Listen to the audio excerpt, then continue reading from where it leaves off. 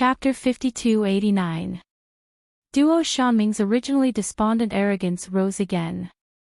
He gritted his teeth and said, "You actually don't even remember my name. Then why did you fucking capture me and throw me into that kind of land filled with yellow sand?" The irritable Traiant was angry again. It flew out of Sir Chiao's hands and stepped on Duo Shanming's head, stomping hard twice. "Why are you talking so much nonsense? Answer whatever I ask you. Tell me, what's your name?" Although the Traiant was short and looked weak, it was still able to withstand the pressure. Who would have thought that the strength behind that kick would be so great that it nearly crushed his head off? Duo Shanming was indignant, but he didn't have the strength to fight against the little Traiant. He could only say sullenly, Duo Shanming." The little Traiant stretched out a small branch and jumped onto Arbor's shoulder. "Master, I remember now. He has an older sister. I met her in the Lotus Realm of the Forgetfulness Pond before. I think she's called Duo Shanmei." Arbor nodded expressionlessly. Seeing its little master's expression, the little Traiant couldn't help but roll its black eyes. Well, no matter what Duo Shanming or Duo Shanmei, Master definitely didn't remember anything. Arbor stared at Duo Shanming for a while. "Is this person the one who drove a big ship to crash into us in the Forgetfulness Pond?" "Yes, it's the fire nightmare ship that Master kept in the realm of misfortune." The little Traiant glanced at the unlucky Duo Shanming.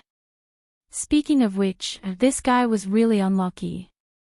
After being thrown into the realm of misfortune by his master, he completely forgot about it. It wasn't until a few months later that he remembered it. Of course, it was because of Chio's reminder. Otherwise, he reckoned that it would take years before Master would remember this idiot. Duo Shanming shuddered from head to toe as he stole a glance at Xiao Mu. Realm of misfortune. From what the Traiant said, the broken place where he was previously, with yellow sand covering the sky and rocks everywhere, was actually a realm of misfortune. But this woman, what method did she use to stuff him into that realm of misfortune? And now, how did she bring him out? Duo Shanming carefully looked at his surroundings. At first, he thought he was in a mountain forest, but when he took a closer look, he was shocked. It turned out that the leaf-like green objects above his head were actually thin, sharp blades. What was going on? Could it be that he was still not standing in the outside world? Arbor paused for a long time before responding with an "oh." Chio looked at her curiously.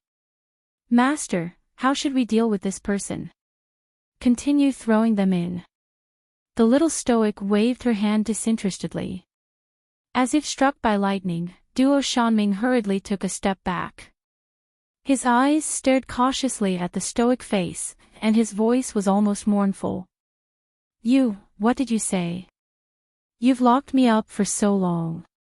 Why couldn't they call it even? You woman. How can you be so vicious? I'm not leaving.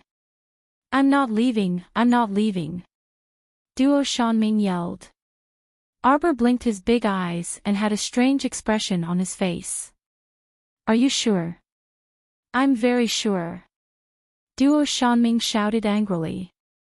He really regretted it now. Back then, because he failed to marry Wu Chunhua, he bore a grudge against her father, Wu Qing. In order to spite Wu Qing, he purposely made him drive his ship to crash into this woman's ship. Who would have thought that this crash would bring him such bad luck? He regretted it very much, but there was nothing he could do. Chapter 5290. That was why it was said that a petty thing like a woman really couldn't be offended casually. Otherwise, the consequences would be dire.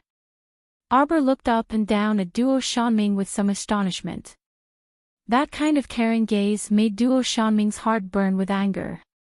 My father won't let you go. Duo Shanming roared angrily. Don't think that you can keep me here for the rest of my life. Arbor curved the corner of her lips. Locking this person in the star domain, Duo Shanming's father would never be able to find this son of a bitch. Besides, Duo Shanming's father, Duo Chang, had already run away with his tail between his legs after the Battle of Forgetting River. He couldn't even protect himself. How could he think of such a son? Arbor couldn't be bothered with his hoarse roar and looked back at him. You really don't want to leave? Thinking back, Duo Shanming was full of regret. He might as well go to the yellow sand to eat sand. No wonder this vicious woman had looked at him as if he was an idiot. He actually strongly requested to stay in this tower of punishment, to stay in this devil's land. Call me when you admit your mistake. Arbor looked at him meaningfully. In this world, not everyone will tolerate your willfulness. Arbor carried the small tree Chio and left, leaving Duo Shanming alone. Duo Shanming angrily shouted at the place where she disappeared. Do you think I will submit to a vicious woman like you? Stop dreaming. Half an hour later. Duo Shanming hugged his head and cried bitterly on the ground, trembling as he looked at the rustling trees around him. Let me out, let me out. I admit my mistake, I admit defeat, I admit my mistake, I admit my mistake. Please let me out. Your Excellency, please let me out. In just half an hour, he was cut by the blades of the thousand-knife forest to the point where he wished he was dead. The skin all over his body was almost bleeding. It was just that the bleeding was very slow, and the cuts on his skin were not deep. But it was the terrible feeling of a blunt knife cutting his flesh that kept provoking his nerves. He did not know what the rules of this saber forest were. He did not know when the next wave of sabers would fall. The feeling of waiting for death was unbearable. Master, how long do you think he can last? Chio asked with a strange expression. He never thought that there would be a fool who would insist on staying on the 6th floor of the Tower of Punishment. It was rather comical. No wonder Master Silver had been looking at that person as if he was an idiot. This was truly foolish to the extreme. The Master Silver had asked him several times already, but this fool was still stubborn and insisted on staying. It was really fated, and there was no one to blame. 2 days later, at the boundary of Spirit Peak Valley. In front of a large camp, many soldiers were setting up camp in an orderly manner amidst the chaos and cooking. Duan Yu was sitting inside the tent in a daze as he held a jade messenger talisman in his hand. Suddenly, he heard a clear and resonant cry coming from outside the tent, and his spirits involuntarily perked up. He hurriedly opened the curtain and walked out, looking up at the sky. He saw a large bird with green wings rapidly flying over from the other side of the sky. In the blink of an eye, it arrived in the sky above the large tent. Countless soldiers rushed over from all directions. They were ready for battle, and their faces were cold and solemn. The soldiers of the archery camp vigilantly raised their bows and aimed at the sky. Duan Yu hastily waved his hand. Withdraw, don't move. Let him come over. Chapter 5291. The soldiers in the outer ring retreated slightly and put away their bows and weapons in unison. Upon closer inspection, they actually saw that the cyan bird seemed to be carrying 5 people on its back. Qinghuan let out a cry and swooped down. In the blink of an eye, it transformed into a human and stood there with a straight back. The other 5 people also swiftly flew over and stood behind Qinghuan, respectfully bowing to this Tsang province's emperor. Duan Yu's heart stirred, and he asked softly, "Do you have a letter?" Qinghuan glanced at him and dug around in her sleeve for a long time before taking out a crumpled letter. She looked at him in confusion. "How did you know there was a letter?" "I guessed." Duan Yu took the letter and skimmed through it. The little stoic actually wrote quite a lot. Those 5 people's origins and experiences informed him, as well as some of her plans. She even left a message at the end, telling him to pay attention to his safety. Duan Yu's lips curled up, and he untied a jade ornament from his waist and tossed it to Qinghuan. Give it to her. Qinghuan's expression was a bit conflicted. If Crown Prince the Great found out about this, he would definitely skin him alive. Wasn't this just a private exchange? Flirting with eyes. Bah, a jade ornament to express his feelings. No way, absolutely no way. What are you thinking about? It's for my godson. Duan Yu waved his hand. Go. When Qinghuan turned around and flew away, her mind was still a bit muddled. What the hell was a godson? Who was his godson? Why did he give something to his godson to Master Silver for baby Mo? The figure that was flying all the way suddenly tilted. Qinghuan almost fell from the sky, flying crookedly all the way. Pitiful Crown Prince the Great, his son hadn't even been born yet, but half of him was already snatched away. Starfire illuminated the night, and the moonlight was as warm as water. 30,000 elites from the 3 provinces set up camp here to settle down. Although there were many people, the entire army was silent. Only the occasional crackling of barbecued food could be heard. After Duan Yu entered the tent, he held that letter in a daze for a long time. Several hidden guards paced back and forth outside, exchanging glances with each other. One of them couldn't hold it in anymore and simply flipped open the tent to enter. His Majesty was sitting in front of the desk, thinking about something, and had yet to come back to his senses. Your Majesty! The shadow guard hurriedly called out and stepped back to let a soldier come in to light the lamp. After the lights lit up, Duan Yu also returned to his senses. He nodded at them and said, "Serve the meal." The few shadow guards heaved a sigh of relief and hurriedly asked people to send in the food and drinks. Actually, it didn't make much of a difference to Duan Yu whether he ate or not. However, these elite soldiers of the 3 prefectures had somehow developed the habit of eating 3 meals a day, so he just let nature take its course. More than 80% of them had broken through to the god realm and were god masters. It didn't matter how often they ate. This 3-meal problem reminded him of his Joe. When Charles raised these soldiers on the snowy island, it must be those weird subordinates of Charles who raised the elites of the 3 provinces. They were all following his chow. Just looking at them made him feel incomparably close. So be it if you eat. It won't waste much food or spend a few spirit coins. Duan Yu picked up his chopsticks and ate a few mouthfuls before expressionlessly putting down his chopsticks. Why is it so noisy outside? The few hidden guards also heard it. That clamor was not far from the camp, and it sounded like a woman's shriek. It was ear-piercing. Chapter 5292. This subordinate will go take a look right now. Soon, Ing brought back news. Your Majesty, it's a group of bandits who caught 2 women and passed by here. Duan Yu replied with an "oh." Seeing that he didn't continue, everyone knew that he didn't want to meddle in other people's business. However, the sudden increase in the volume of the crying caused the camp to become a bit chaotic. Ing swiftly dashed out of the tent and coldly looked at the 2 women who were rampaging inside the camp. Duan Yu walked to his side and expressionlessly looked at the rowdy scene. Several bare-chested burly men were furiously whipping at the 2 women with rods and whips. The 2 women wailed and stumbled before abruptly pouncing toward the large tent.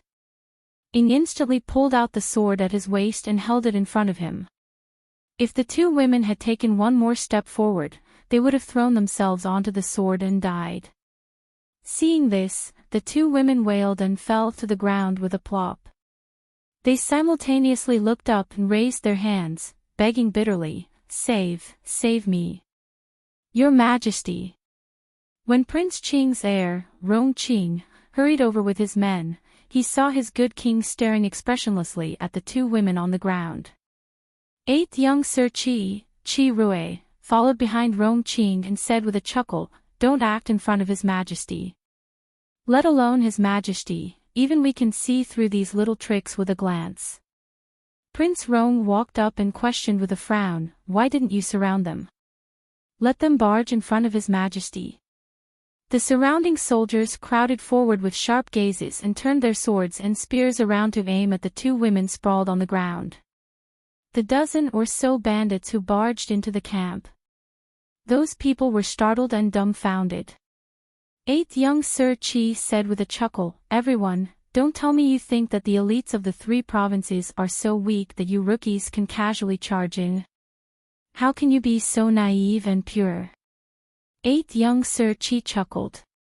If it weren't for Prince Rong's signal to let you people in, do you think you could enter the center of the large tent in this important camp? One of the bandits gritted his teeth and deliberately put on a smile. Everyone, is there some misunderstanding? We came here by accident because we wanted to catch these 2 runaway women. Rong Qing glanced at the person who spoke and waved her hand. Dozens of swords and sabers were pressed against the man's back.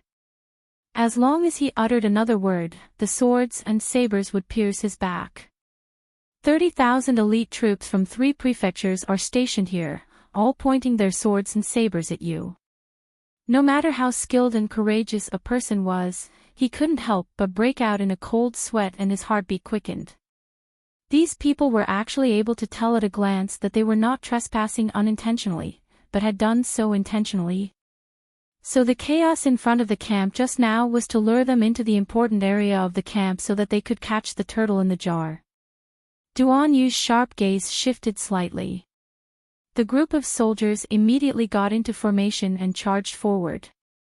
In a short while, they killed the group of bandits until only 2 were left.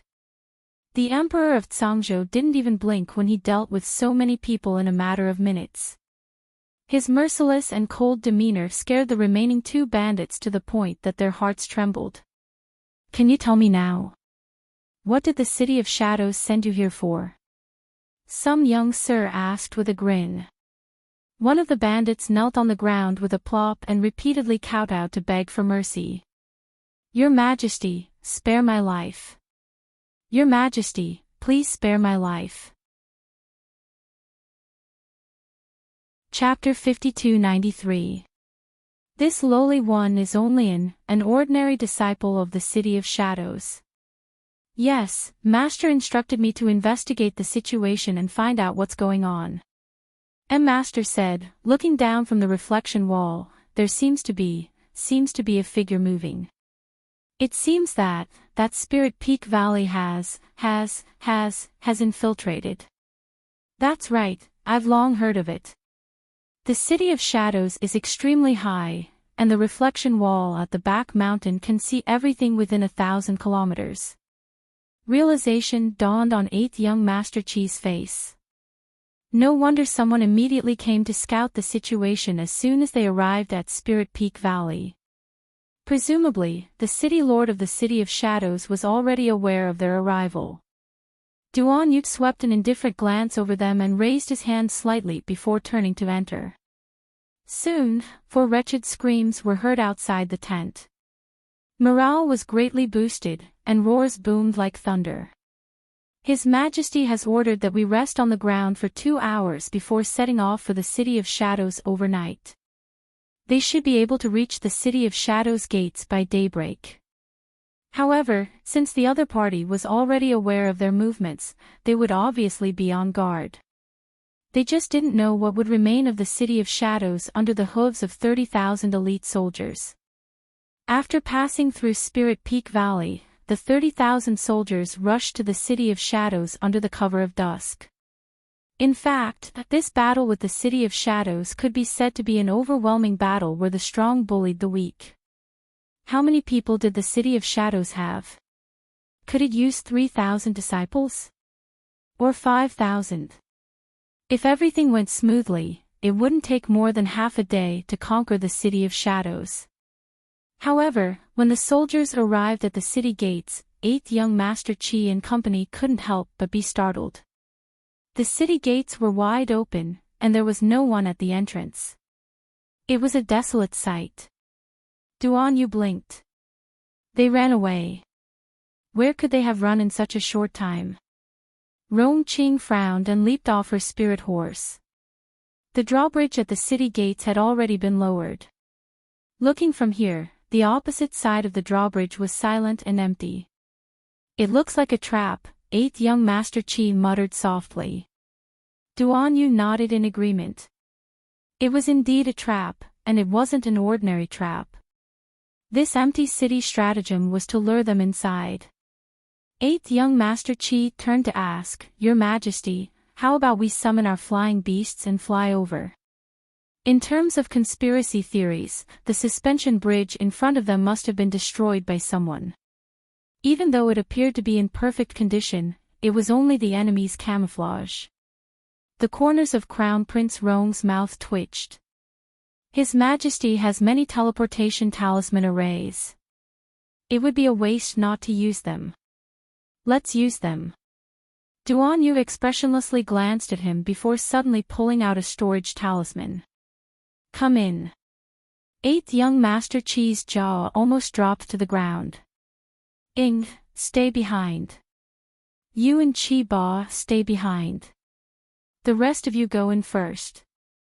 Since the other party had come up with a strange empty fort strategy and didn't seem to want to fight them head-on, then they shouldn't blame him for making a fool of himself.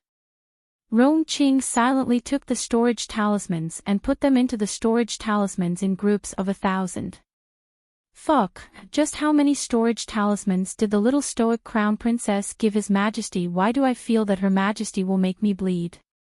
Crown Prince Rong silently stuffed a blank jade talisman into his waist and threw the rest back to His Majesty. He really couldn't converse with a nouveau riche. He felt a bit of a headache whenever he saw those talismans. In the blink of an eye, only 4 people remained out of the 30,000 elites. Chapter 5294. The corners of 8th young Master Chi's eyes twitched as he weakly turned to look at the expressionless Shadow Guard. This Shadow Guard seemed to be called Ing. He was often seen accompanying His Majesty. He was expressionless and icy, so it was obvious that he was groomed by the deceptive His Majesty. His Majesty is truly extravagant. 8th young Master Chi was truly at a loss for words. As the number 1 talisman patrician family in Song Province, their Chi clan had never seen anyone take out so many storage jade talismans. It's all right. Duan Yu put away the jade talismans and stored the storage talismans containing 30,000 elite soldiers into the space ring on his finger. He then said, Let's go. At his command, the other 3 leaped at the same time and followed him across the suspension bridge. 8th young Master Chi even tossed a flying dagger onto the bridge, waiting to watch a good show. To everyone's surprise, with a thump, the dagger stabbed into the center of the suspension bridge. The entire bridge only trembled slightly for a moment before it stopped shaking. Shadow Guarding lowered his eyes and secretly twitched the corner of his mouth. His Majesty, 8th young Master Chi, and heir apparent Rong-Ching, these 3 people with super high IQ combined were analyzing the possibility of someone setting a trap on the suspension bridge. They definitely couldn't step on it or they would fall into a trap. In the end, the other party didn't set any traps at all, and they were the only ones who were nervous for nothing.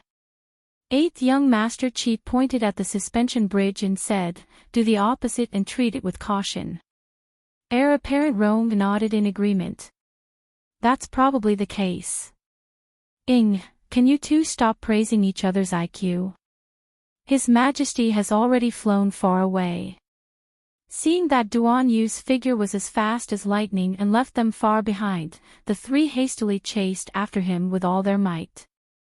However, as they chased, their expressions slowly froze. Something wasn't right. Why was the distance between them not too far and not too close? It was as if His Majesty was always in front, but they couldn't catch up no matter how hard they chased. 8th young Master Chi was the first to react. It's a talisman array. Good lord, there was no trap on the suspension bridge, but a trap was set up after crossing it. It was even a trap array for Tao obstruction. Come with me. At that moment, His Majesty's voice rang in their ears. The 8th young Master Chi turned around and almost broke out in a cold sweat. He saw that His Majesty was following closely behind the 3 of them like a ghost, only a few feet away. However, the 3 of them did not notice that he had appeared behind them. Oh my God, can you not scare me?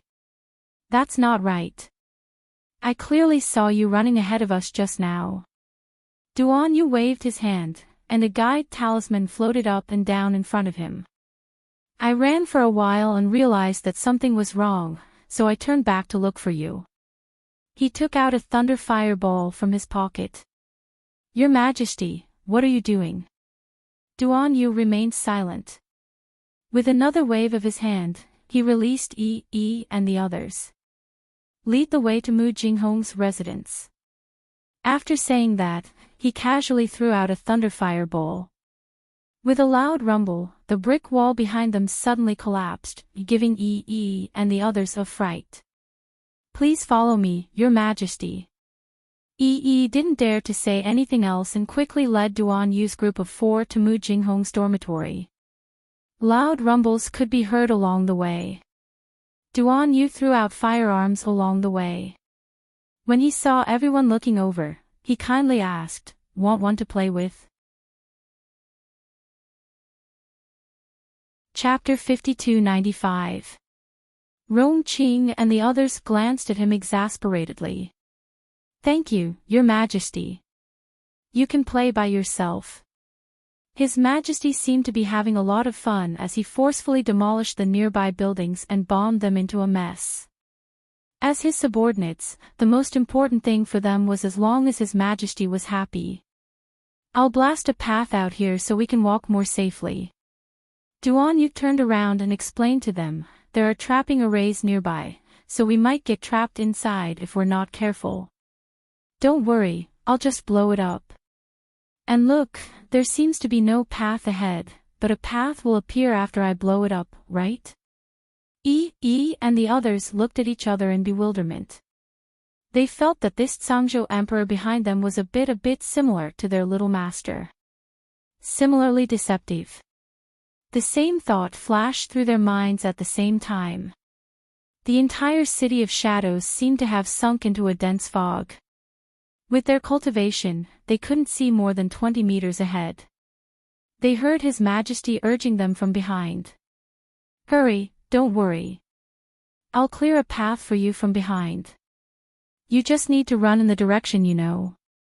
Don't worry about anything ahead, I'll clear all obstacles for you. As you command.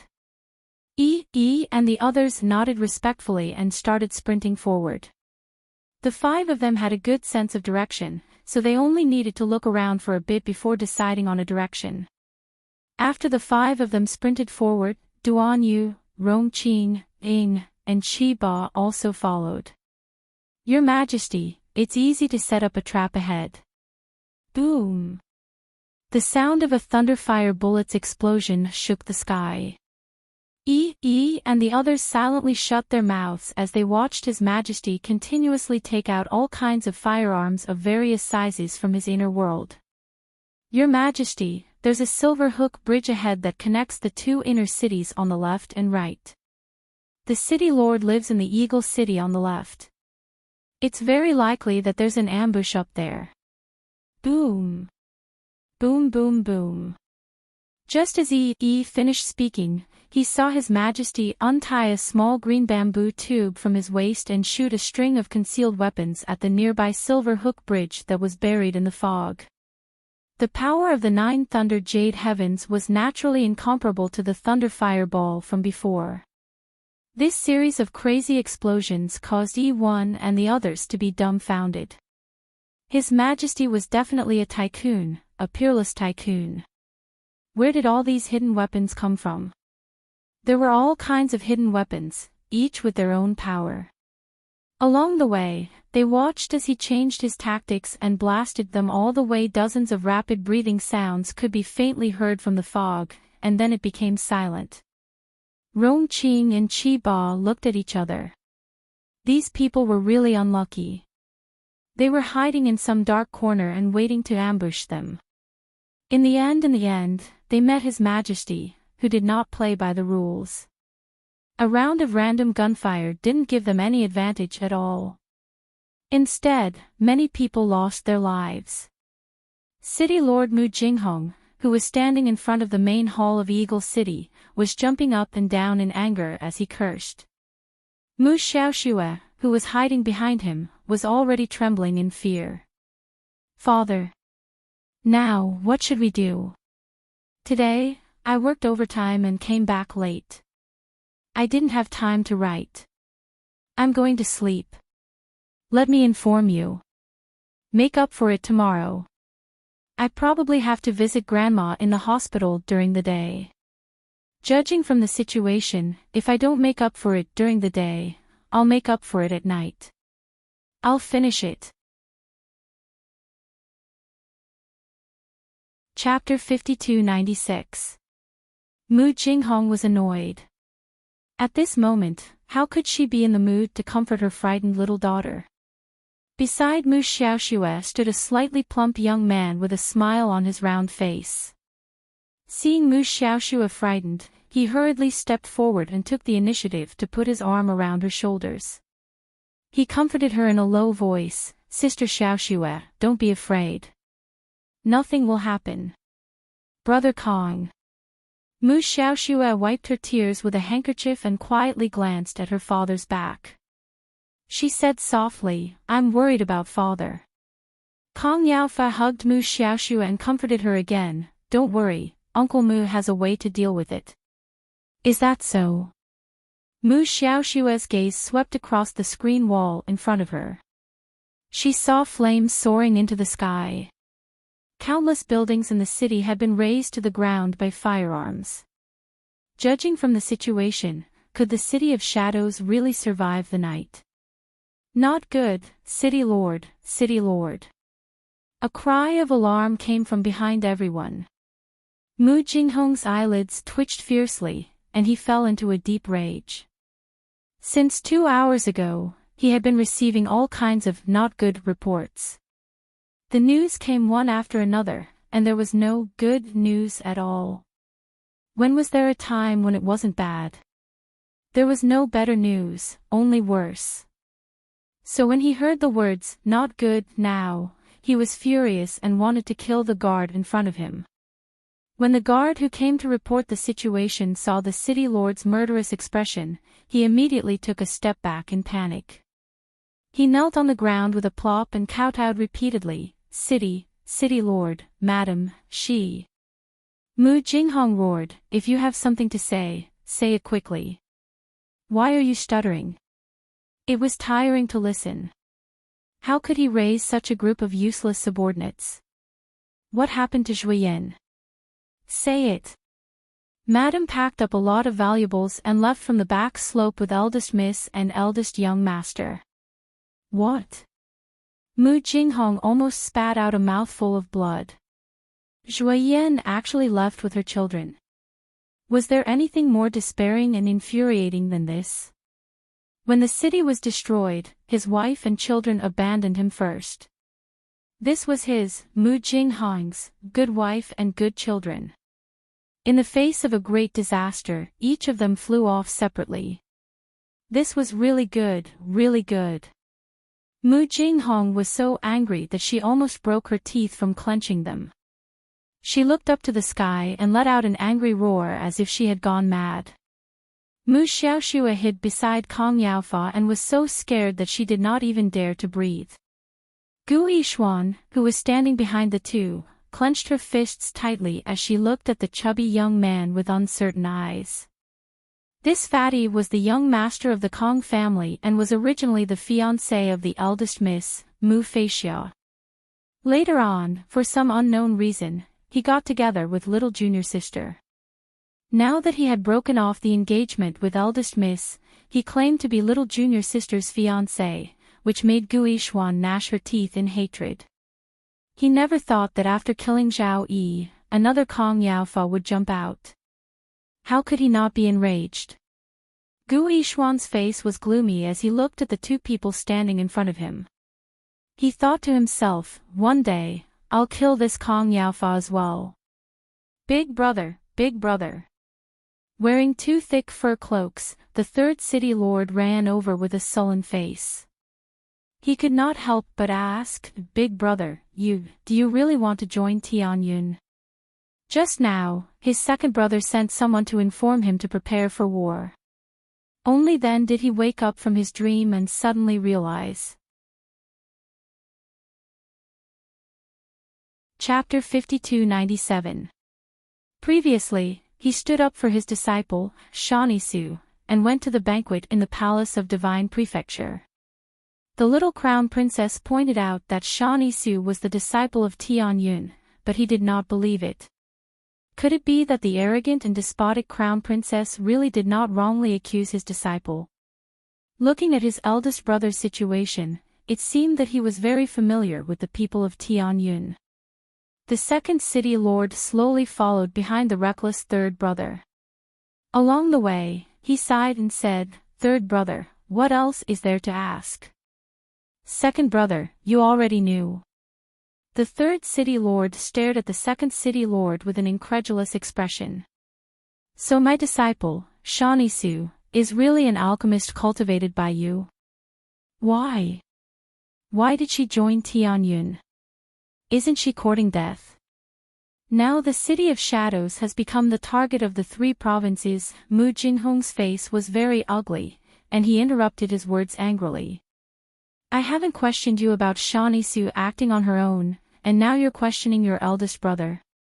Eldest brother.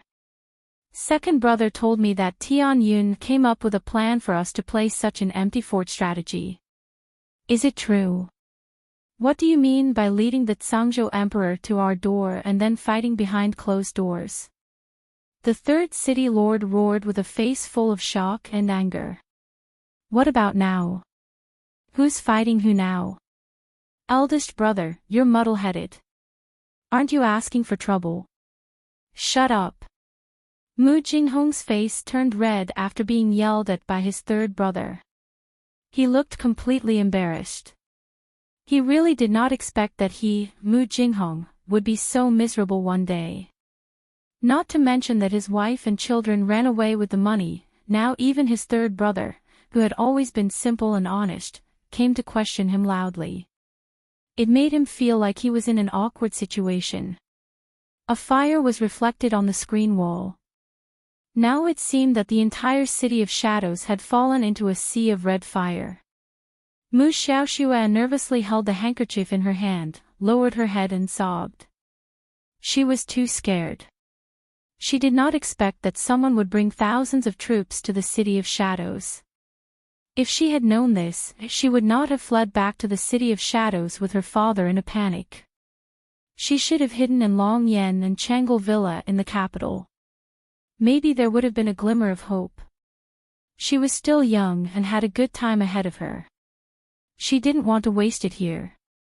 Kong Yaofa acted like a flower protector as he hugged Mu Xiaoxue's shoulder and comforted her. Don't worry, little sister Xiaoxue. It's not the end yet. If worse comes to worst, we can use the teleportation glyph array to escape from this place. Gu Yishuan couldn't help but sneer behind his back. Young Master Kong is really promising. The battle hasn't even started, and you're already thinking of running away. Kong Yaofa cast a sidelong glance behind him. What do you think, young Master Gu? Gu Yishuan naturally couldn't have any wise ideas. Now that the city of shadows was on fire and the city was under siege, the situation couldn't get any worse. However, when he saw Kong Yaofa's pretentious look, he couldn't help but get angry. Second brother, follow the original plan and bring people to the Eagle City's entrance to ambush them. The entrance of Eagle City was a natural opening. As long as the right amount of manpower was deployed, they would definitely be able to catch the enemy off guard. The third city lord could not help but stomp his feet again. Big brother, what are you thinking? Aren't you sending second brother to his death? How many firearms have the enemy thrown out so far? Do you know how many firearms he still has on him? Although many people can hide at the Eagle City's entrance, we can't guarantee that the enemy is already prepared. Shut up. Chapter 5298. Mu Jinghong roared at the third city lord, "You're still in the mood to make more trouble at this time. If you don't want to work together to resist the enemy, then get out of here." The third city lord was enraged by Mu Jinghong's roar. His eyes were wide open and his heart was burning with anger. But now everything was still under Mu Jinghong's control, so he could only watch as his second brother picked 20 disciples and walked quickly towards the entrance of Eagle City. The third city lord stomped his feet anxiously and angrily. He turned back and called his dozens of disciples to follow the second city lord in a hurry. "Second brother, how many people did they send?" The third city lord asked anxiously as he followed his second brother all the way. The second city lord was silent for a while, but he still told the truth. "It's not clear at the moment. I saw a mass of people outside the city. Then it disappeared. It should have been put away by something." The third city lord clenched his fists. "Second brother, do you think there's still room for negotiation?" The second city lord sighed deeply. "I don't think so. Third brother, you have to be mentally prepared for the worst." The third city lord was stunned when he heard this. It was self-evident what the worst psychological preparation was, that was to die on the spot. Was the situation really so serious? "Hurry up and keep up." The third city lord waved his hand and led a group of disciples to the entrance of Eagle City. With a look, the crowd immediately scattered and found a hiding place to squat. They were waiting for the prey to come to them and immediately rush forward to kill. At this time, it was almost the end of the year. The cold wind was blowing and it was very cold. The crowd squatted in the hiding place in fear, as if waiting for the fierce beasts to come to them, their hands tightly clenched in cold sweat. The third city lord hid in the dark and gestured to several disciples, reminding them that when the people came in a while, they should immediately release the spirit beasts first. The crowd nodded secretly, and the bad premonition in their hearts became stronger. For some reason, they felt that tonight's battle the chances of the City of Shadows winning were close to zero.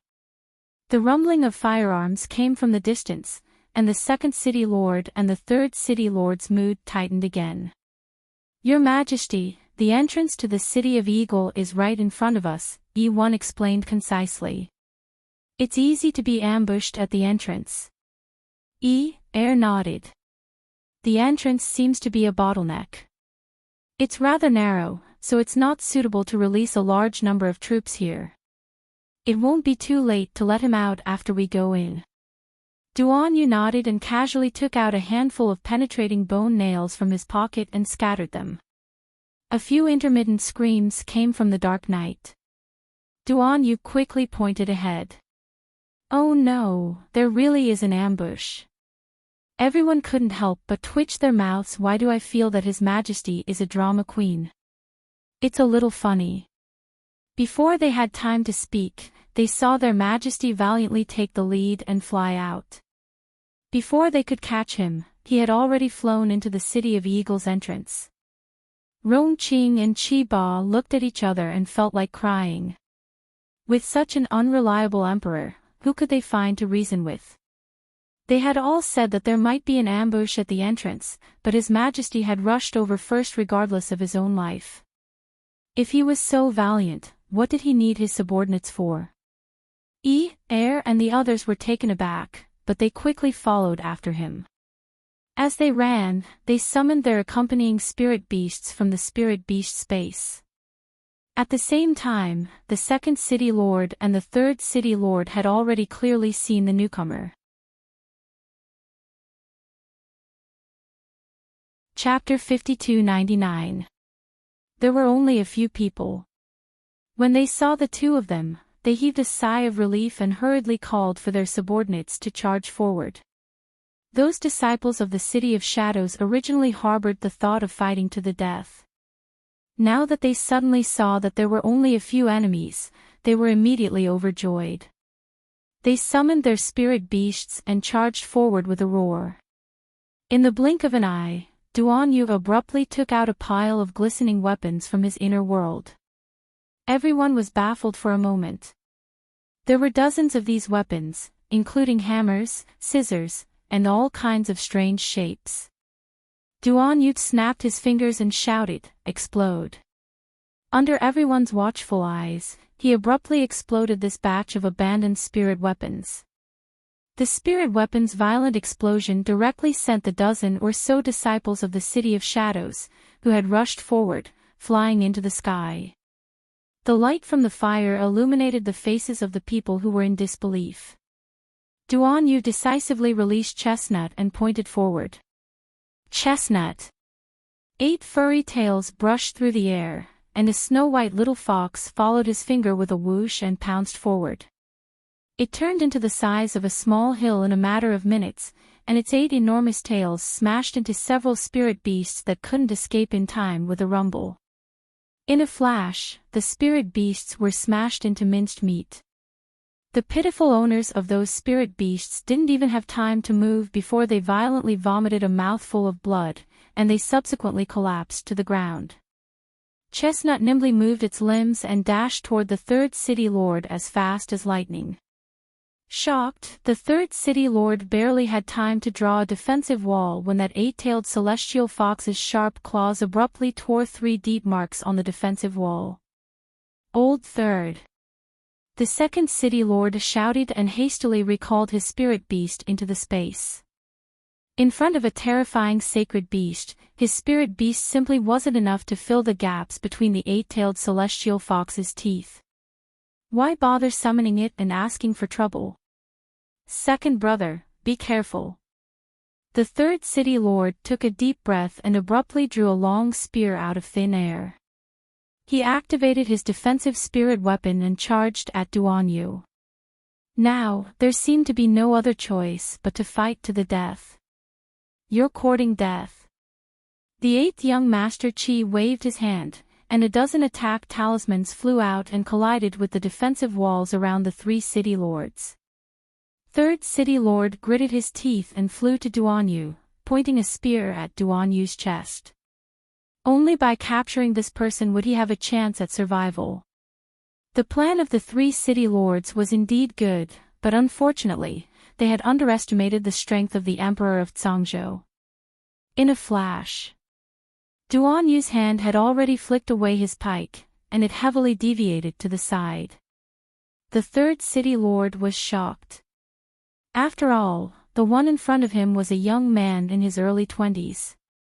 He didn't expect him to be so powerful. With just a flick of his finger, he was able to deflect all the energy he had accumulated all over his body. Alarm bells rang in his heart, and he was about to turn around and flee to a safe place. Suddenly, the young man in front of him moved his finger and drew out a long curved shadow. A silver flame that seemed to have no temperature was bent into the shape of a bow in his hand. The arrow on the bowstring took shape in a matter of seconds. This kind of mastery of the fire spirit made the third city lord stunned. This was impossible. No one in the world could control the fire spirit so skillfully. And, what was this pure white flame that didn't seem to have any temperature at all? Chapter 5300. The third city lord's heart trembled slightly, and he subconsciously wanted to dodge backward. Hearing the second city lord's anxious roar, the third city lord took heavy steps. Only then did he clearly feel that his entire body seemed to have been frozen in midair. He only managed to take one step before his entire body was completely frozen. 5 to 6 immobilization talismans faintly floated in midair around him. That youth had already sealed off his escape route when he made his move. The third city lord glared at that youth in astonishment. In the cold wind, under the night sky, this young monarch's expression was almost frighteningly calm. His long hair swayed slightly against the wind. His pair of resplendent and bright eyes stared fixedly at him, and his entire body was filled with a frightening aura of death. Whoosh! The Demon Emperor's fire transformed into a fire spirit arrow. With lightning speed, it almost arrived in front of the third city lord in a breath's time. It directly pierced through the heart of the third city lord, who was unable to move. Third brother. The second city lord's mournful scream came from behind. He staggered a step forward, barely managing to block the fierce attacks from both Crown Prince Rong and 8th Young Master Qi. In the end, the second city lord couldn't withstand it, and his body abruptly fell to the ground. When he looked up, a bloody flower exploded on the third city lord's chest, and his entire body emitted bright and beautiful flames as if he was ignited by fireworks. The third city lord was ignited from head to toe like a large human-shaped mushroom, and a mushroom cloud sprayed out of his head, and then there was no and. His body was burned to charcoal by the silver-white flames. However, in the blink of an eye, he turned into a handful of ashes in that low-key flame that did not ignite, and scattered in all directions. Third brother. The second city lord cried as he sprawled on the ground with tears streaming down his face. His hateful gaze landed on Duanyu, and he looked like he couldn't wait to devour Duanyu's flesh and bones. This lofty monarch merely glanced indifferently at his third brother, who had turned into flying ashes. That glance was like looking at a small ant crawling on the ground. It was incomparably arrogant, containing supreme contempt and endless ruthlessness. The second city lord forcefully pounded the ground and staggered up from the ground. He used a black spear to support himself on the ground to prevent himself from falling. The remaining dozen or so disciples of the City of Shadows either looked pale or had fear in their eyes. They huddled around the second city lord, trembling in panic. In their eyes, the plain-clothed emperor of Zhangzhou was so handsome, but he was as dark and frightening as a ghost. Their third city lord was taken care of in one blow. With so many people present, who could be his match? No one had the strength to fight against him. They were all very clear about the strength of the third city lord. To be able to crush the third city lord like crushing an ant with just one blow, this person's strength must be above mystique venerable rank, right? Let them, a group of deity realm minions, deal with a transcendent realm mighty figure. All the disciples of the City of Shadows felt a sense of sadness in their hearts. Facing a transcendent realm expert, no matter how they struggled, they could not escape death. Everyone in the City of Shadows colluded with the Heavenly Fate dynasty to harm the compatriots of the three provinces. This crime is unforgivable and deserves 10,000 deaths. Duanyu's cold voice drifted in the dark night. He waved his hand, and a faint sneer slid across his lips. Chapter 5301. The disciples of the City of Shadows, who were originally looking at each other in a trance, involuntarily widened their eyes. Hundreds of black figures suddenly appeared behind this Zhangzhou emperor. Every second, hundreds of figures would appear from behind him. Hundreds of figures would appear one after another. They lined up in 4 rows, standing neatly behind this expressionless Zhangzhou emperor. Cold sweat dripped down from the second city lord's head. Look at this lineup. His Majesty had indeed brought thousands of people with him. Unless they had someone to help them, otherwise the foundation that the City of Shadows had built over so many years would be destroyed today. Duanyu lightly waved his hand and said indifferently, "Kill them all on the spot." Kill! Impassioned roars erupted from all around.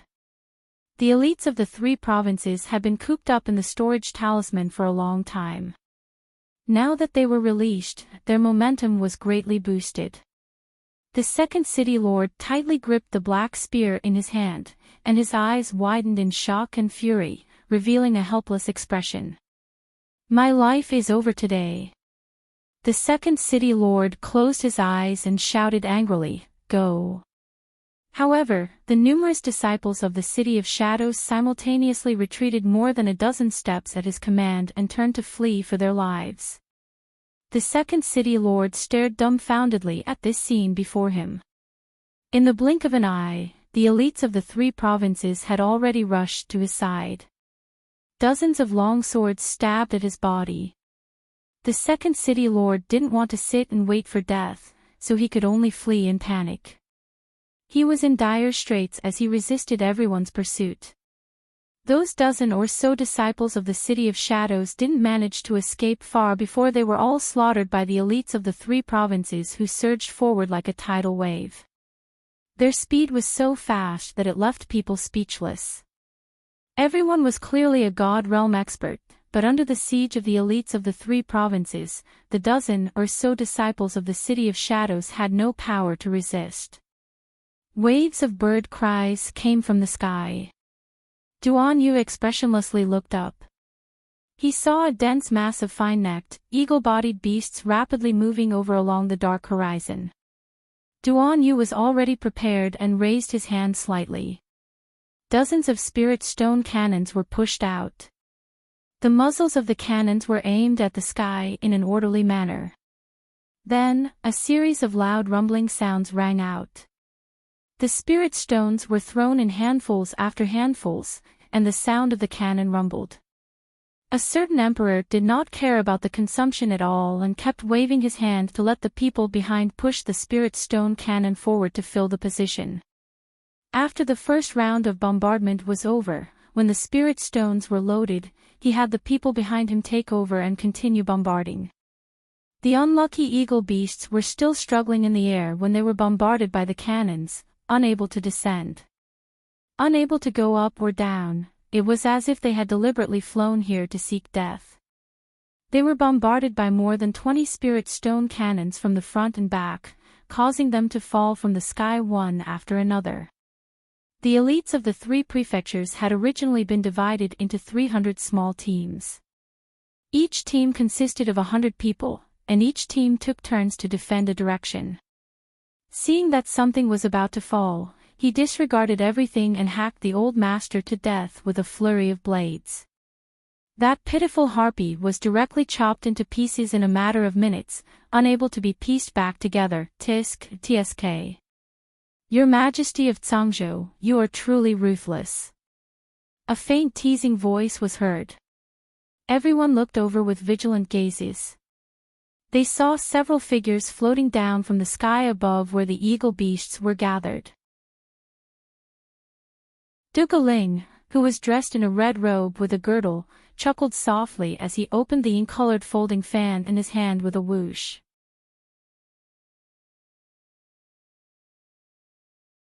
Chapter 5302.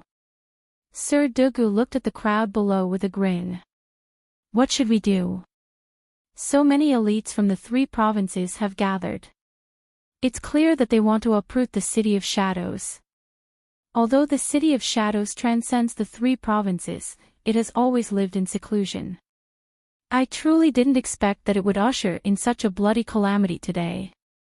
Ayayaya, if word gets out that the three provinces have gathered so many people to oppress and threaten a reclusive clan like the City of Shadows, their reputation won't be good. Duan Yu expressionlessly said, tell them who you are. Kill the heavenly fate. Kill the heavenly fate. Kill the heavenly fate. 30,000 voices rang out in unison under the starry sky. Their voices traveled far and wide, causing Mu Xiaoxue, who was already mentally weak from fright, to shrink into a ball in a panic. Kong Yaofa's expression shifted. How many people have come? Judging from this momentum, there were probably more than 10,000 people. The fan in Duge Ling's hand nearly dropped. He speechlessly smacked his lips and pitifully glanced at Duan Yu. Your Majesty probably didn't come up with this name, right? Kill the heavenly fate, kill the heavenly fate. What a melodramatic and stupid name. Rong Qing stepped forward and very politely nodded. May I know who this is? Duge Ling also very politely replied, this one is the Hall Master of the Star Picking Hall, Duguling the Hall Master Dugu, the name, Kill the Heavenly Fate, was given by our Crown Princess of the Divine Province. Vassal Prince Rong pointed at the horizon and cupped his hands in apology. Please forgive me for my rudeness, Hall Master. Duan Yu speechlessly twitched his mouth. Why did it feel like this brother of his was a bit retarded? Sometimes Duguling was also speechless. As expected, only the little Crown Princess could come up with such a simple, straightforward, and murderous name. Sigh, what a cold-blooded, heartless, and vexing little thing. Duguling pitifully blinked. Can I see her? Rong Qing shook her head. You can't see her, and she also won't see you. We are people from two different worlds. Our organizations are different, our goals are different, and our missions are also different. I hope you won't have any more improper thoughts. Duan Yu, 8th young Master Qi, held back his laughter and coughed lightly to interrupt Rong. Rong, now is not the time to reason with them. Then, he cupped his hands at Duguling and felt that his actions were a little foolish. Both sides were enemies, what was the point of arching? She had been with second young Master K for so long that her behavior was starting to resemble him. Hall Master Dugu, you've brought so many eagle beasts here today. It's obvious that you're here to support the City of Shadows. Duguling said innocently, what if I insist that I'm just passing by? A soldier suddenly jumped out, raised his saber, and shouted angrily, kill, kill, kill.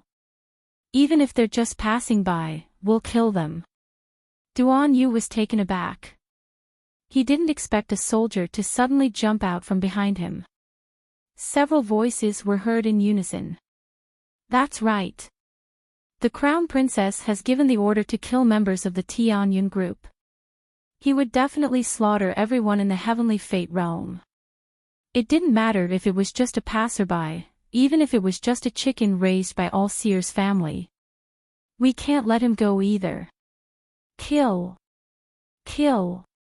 Kill. Slaughter all the animals of the Tianyun group. Kill all the dog heads of the Tianyun group. Long live the Crown Princess.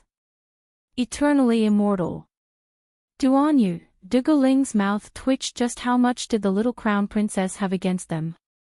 Look at how she had educated a bunch of hot-headed subordinates. Done.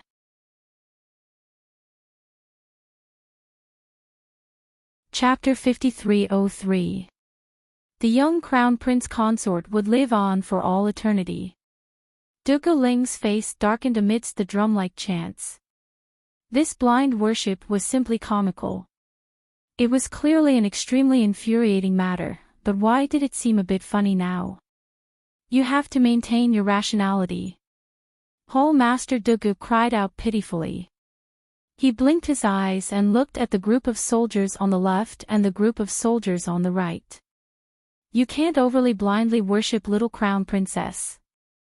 Duguling mused what kind of bewitching potion this imp fed the soldiers to make them worship her like this. He reckoned that it really was little Crown Princess who used her identity as a pill alchemist to obtain many pills that could allow people to advance quickly and safely.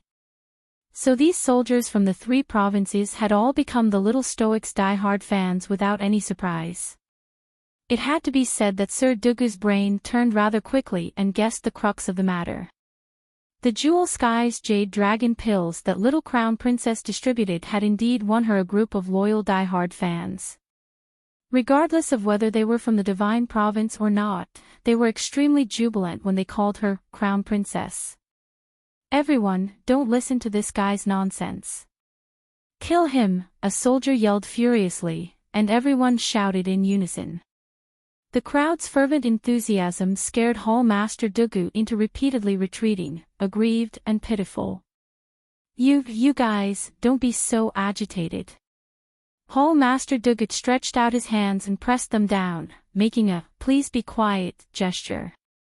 Duan Yu glanced at him and suddenly chuckled. There's no use stalling for time. Duguling's expression flickered, and he couldn't help but inwardly praise.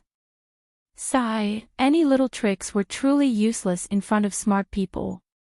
I heard that the City of Shadows has an incredible city-guarding treasure. It's called fire-glazed glass. It's divided into levels 1 to 9. Duan curled his lips and looked meaningfully at Duguling. Mu Jinghong is plotting something. Duguling couldn't help but inwardly admire him. It was said that the rulers of the 3 provinces weren't easy to deal with. This Zhangzhou emperor thought for a moment and connected the dots to the fire-glazed glass. He didn't need anyone to point it out. Duguling couldn't help but admire his brain. Take a guess. Duguling had no choice but to continue delaying. Mu Jinghong said that he would need about an hour to set it up. As for how to set it up, he had no idea. In the end, he was not familiar with the terrain here. Everything depended on what City Lord Mu did. I'm guessing that old geezer Mu Jinghong will risk his life and abandon this city in a futile attempt to bury us here. Duan couldn't help but snicker. Will that work? I don't know. Duguling exchanged glances with him, then suddenly took a step back. A silver flame streaked across the sky and landed on Duguling's back with a swoosh. The burning flame soared into the sky. The 2 disciples behind Duguling couldn't dodge in time and were set on fire. They screamed and fell from the sky. She threw herself onto the ground and rolled several times before hastily reaching Duan. Crown Prince Rong pursed his lips tightly as if he was facing a great enemy. He raised his hand and hundreds of soldiers rushed forward. They drew their swords and slashed down in a flurry, killing the 2 unlucky fellows on the spot. Blood splattered everywhere, and the second city lord's heart was filled with iciness. Duguling dodged very quickly and disappeared into the pack of harpies in the blink of an eye. He quickly shifted to the back. Hall Master Dugu.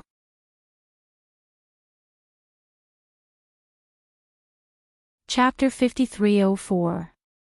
The second city lord couldn't help but panic and hurriedly shouted. He was currently surrounded by the soldiers of the 3 provinces, so he had basically fallen into the enemy's hands. If it weren't for Hall Master Dugu's help, he definitely wouldn't have ended well today. Therefore, when he saw Duguling planning to slip away, he was very anxious and couldn't help shouting. In fact, Duguling had already seen the second city lord being besieged. Given the current situation, it was absolutely impossible to rescue the second city lord.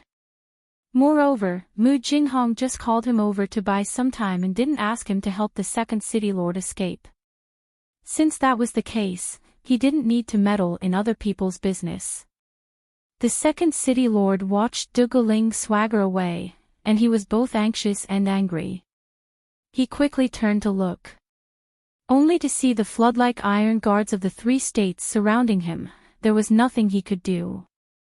The second city lord was instantly disheartened. He threw away the black spear in his hand and simply allowed himself to be captured. Everyone tied him up and brought him to Duan. In kicked the second city lord's leg, causing him to kneel on the ground with a plop. Although the second city lord was resentful, he was naturally very helpless when his life fell into someone else's hands. Did you see that? Duan curled his lips at him and said with a spurious smile, the city of shadows you believe in will only consign you to eternal damnation in the end. You think the first city lord will send people to save you? They didn't come to save you. They're just stalling for time. The second city lord straightened his neck and said coldly, kill me or torture me as you wish. Since I've already fallen into your hands, I'll be at your disposal. Of course I will punish you. Duan nodded. Do you think you're a good person? You helped Mu Jinghong cooperate with the Heavenly Fate dynasty and secretly harmed countless innocent people.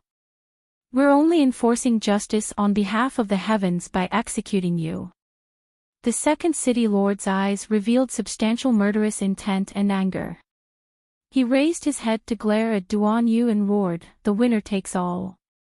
I have nothing to say. Zhuo Yan of the City of Shadows requests an audience with His Majesty of Zhangzhou. As he spoke, a clear voice attracted everyone's attention. He saw a few soldiers pushing a tied-up middle-aged woman forward, along with 2 young men and a young woman. It was none other than Zhui Yan and her 2 children who had packed up some valuables and fled in the middle of the night. Unfortunately, although they moved quickly, they didn't know that all the entrances and exits outside the City of Shadows had already been blocked by Duan Yu's people. Long Yun's prediction was not wrong. Duan Yu had indeed brought more than 30,000 troops. This guy still had a trick up his sleeve. He placed them in the periphery of the city to capture those fish that escaped the net. In the middle of the night, he had caught 3 big fish. It could be said that he had a bountiful harvest. Your Majesty, I, Zhui Yan, can swear to the heavens that my son and I will never participate in the heavenly fate. I know nothing about what my husband has done. Zhui Yan said in a deep voice. If I'm lying, I'm willing to be killed by the heavenly Tao. Duan Yu raised a brow as he indifferently swept a glance at the 3 people before him. Mu Fei Xia anxiously called out, Mother. Zhui Yan turned to look at her daughter, indicating for her to shut up. She raised her head to swear to the heavens and straightforwardly bit out a mouthful of blood to swear a heavenly Tao blood oath. A streak of blood flashed across the horizon, indicating that the oath had been completed. Zhui Yan looked at Duan Yu with a face full of rage. I already knew that Mu Jinghong would be killed by that mistress outside.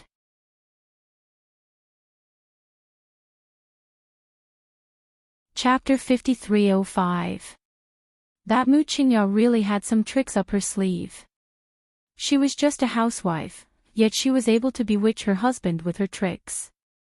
Of course, Mu Jinghong also wanted to take revenge on the Mu family, so he got involved with that woman. But they had been together for so long, but Zhui Yan never expected that Mu Jinghong, a harsh and ungrateful man, would actually have feelings for Mu Qingya. Mu Jinghong had fallen in love with that mistress. That was why she was fooled by the Soaring Heavens Hall's hallmaster. She was completely used. Not only did he bring disaster to the entire City of Shadows, but he also brought disaster to the 3 of them. When Zhui Yan thought of this, she gnashed her teeth in hatred. If Mu Qingya was in front of her at this time, she would have rushed forward and torn this vicious woman apart without saying a word. I was right. I found out before that he had a close relationship with that mistress, as if he was planning something. Zhui Yan gritted her teeth. I didn't expect that Mu Jinghong would be so brainless. He actually believed the words of that mistress and really led so many people in the City of Shadows to join Tianyun. When Mu Jinghong joined, he didn't ask for my opinion at all, nor did he ask for the opinion of his children. He didn't care about anything and sold all of our lives. Zhui Yan was so sad that she wanted to cry out loud. The 3 of us added together can't even compare to that bitch Mu in his heart. Zhui Yan suddenly laughed wildly. In that case, when disaster strikes, everyone flies away. I naturally won't care about his life or death. I didn't expect that your Majesty would catch me red-handed when I escaped from the City of Shadows with my 2 children. Your Majesty, I can tell you everything about Mu Jinghong.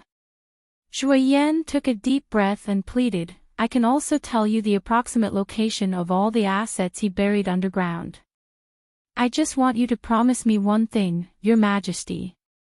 Let my children go. Even if you want my life, it doesn't matter. Mother. Mu Feixia and Mu Yuanying hurriedly called out. Mother, if you don't leave, we won't leave either. Mother, we'll leave together. Mu Yuanying and Mu Feixia were tied together. They were so anxious that they were sweating profusely. Zhui Yan glanced at her children. Don't worry about Mother. Mother has lived for so long, I can see through everything. Mother only wants the 2 of you to be well. Duan Yu looked at the 3 of them before his gaze landed on Zhui Yan's pale face. For a moment, his gaze was a bit absent-minded. Son, I don't have any other requests. Mother only wants you to be happy. It would be even better if you could bring a daughter-in-law back to mother. Your Majesty. Crown Prince Rong immediately noticed that His Majesty was in a daze. He quickly reached out and tugged at his sleeves.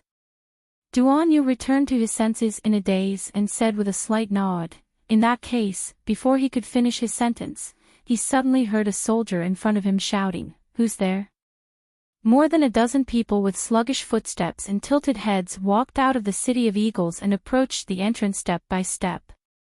Their movements were very sluggish, and they seemed to be walking with great difficulty. Shui Yan's expression abruptly changed when she saw these sluggish zombies. She hastily said, "Your Majesty must be careful."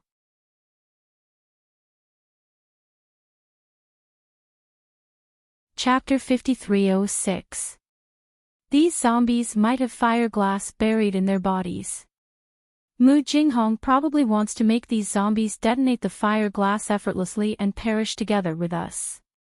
The surrounding soldiers' expressions changed when they heard this, and they surged to Duan Yu's side like a tide.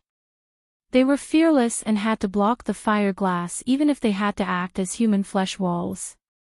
"Protect His Majesty." Duan Yu smiled faintly, but his expression remained indifferent as he said, "No need to be nervous. With us here, no firearms can harm us." Rong Qing immediately tensed up when he heard this, and he hastily reached out to grab his willful emperor. He knew this guy too well. If there was any danger, he would rely on his skill and boldness to take the lead and leave all his subordinates behind. However, just as he reached out, he saw His Majesty leaping into the air as expected. With a flash step, everyone felt their vision blur. They saw a dagger glowing with purple light in his hand, and he had already teleported from their midst to the group of corpse puppets. 8th young Master Qi's heart nearly stopped from fright, and his face paled instantly. Rong Qing even leaped up, wanting to chase after Duan Yu. Unexpectedly, he crashed into a defensive wall with a thump, and a bump formed on his head. He was directly bounced back by a force and fell to the ground. Heavens! Rong Qing's handsome face darkened, and he abruptly turned back to glare at Duan Yu's back. This guy was truly incomparably deceitful. He actually added a defensive wall around them to prevent them from following. Shui Yan's face changed color when she saw this, and she anxiously shouted, "Hurry and help. How can he withstand it alone? There are more than a dozen zombies here, so there might be more than a dozen fire glass." Previously, the City of Shadows used 3 9th-grade fire glass to annihilate a small city and killed more than 1,000 cultivators. This is not a joke. "This fire glass is extremely powerful," Shui Yan said anxiously. There might be about 20 pieces of grade 9 flame glass in the entire Shadow City. I'm guessing that there might be fire glass buried in each of these zombies." Boom. A soaring flame instantly interrupted Shui Yan's chatter. Everyone felt that the ground was shaking slightly. Everyone couldn't help but sway left and right along with the shaking of the ground. Rong Qing's darkened face turned ashen. She squeezed through a group of soldiers from the 3 continents and charged forward with all her might. However, he was still blocked by the defensive wall in front of him. Fuck! Who could break the defensive barrier set up by a transcendent god? There was a burst of fire outside, and it was impossible to see what was happening. Rong Qing's heart sank as she roared, "What the fuck are you all doing? Hurry up and work together to break this barrier. Nothing must happen to their willful emperor." Just as everyone was bashing at Duan Yu's defensive wall like headless flies, they heard Mu Feixia exclaim, "Everyone, don't be impatient. Quickly look." Everyone hurriedly turned their heads, and when they saw who it was, their jaws almost fell to the ground. They saw an 8-tailed celestial fox as large as a snowy mountain in the air, swinging its 8 tails left and right as if it was whipping a toy. It sent those crooked zombies flying one by one. Their willful emperor was currently standing on the 8-tailed celestial fox's back, playing with a transparent glass bead in her hand. Completely unharmed. Rongqing breathed a sigh of relief.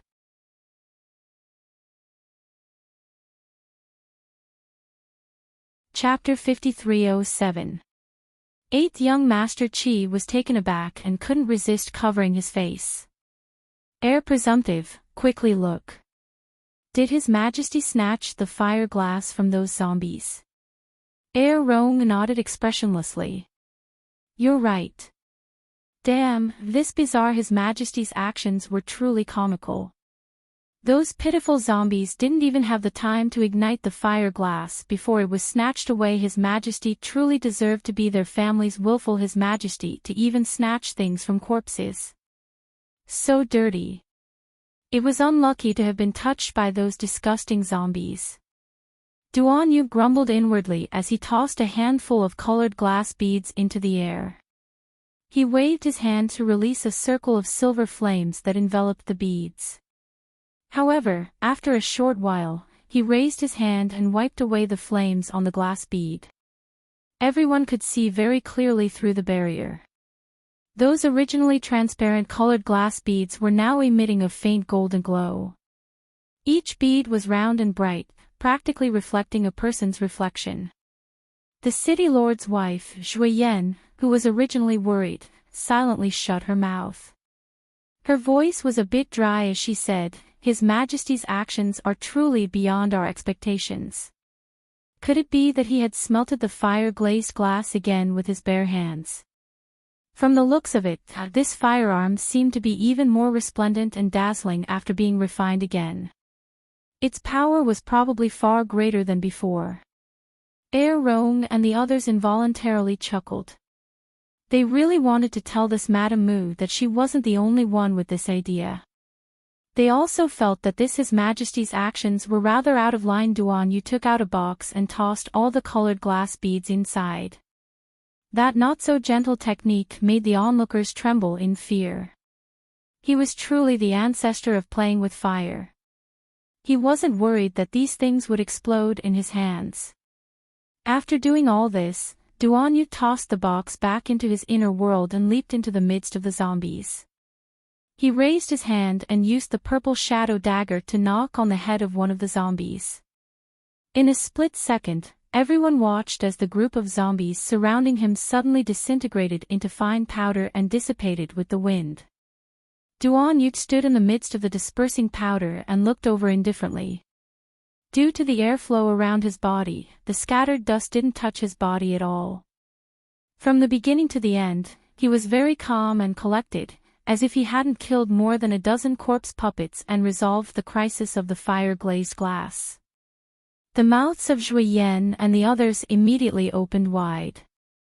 For a moment, they did not know what to say.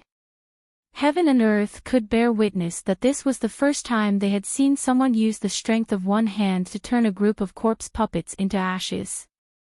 The worst thing was that a powerful firearm like the fire-glazed glass was like a toy in his hands. He could do whatever he wanted with it. A trace of bitterness once again surfaced in Zhui Yan's heart as she shook her head speechlessly. What kind of powerful enemy did the City of Shadows provoke? Mu Jinghong was too confident in herself. Little did they know that the world had long since belonged to those astonishingly talented young people. Duan Yu removed the defensive barrier and waved his hand. His gaze landed on Zhui Yan, and his lips curled into a faint smile. Madame Mu, please.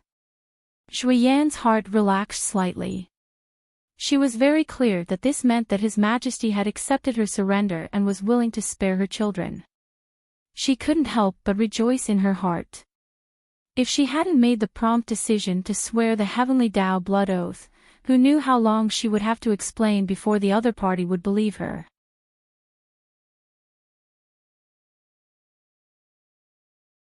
Chapter 5308. Thank goodness, everything did not turn for the worse. Zhui Yan nodded lightly in Duan Yu's direction. She bowed respectfully and formally. Please follow me. Duan Yu nodded and turned to instruct Rong Qing before transferring 1,000 people to follow Zhui Yan. Rong turned to instruct the members of the Heavenly Fate Army, everyone, put on your special defensive spirit clothing and follow me in. We will exterminate all the zombies in the city. In an instant, the sounds of battle shook the heavens and earth. Tens of thousands of soldiers and horses followed Crown Prince Rong's group. Under the guidance of Yi and the others, they all lined up and entered the City of Eagles. At the same time, Mu Jinghong led the remaining disciples into Eagle City's underground passageway and sent people up to scout for information. Mu Xiaoxue nervously twisted her handkerchief and hesitated for a long time before asking timidly, "Father, should we leave this place in advance?"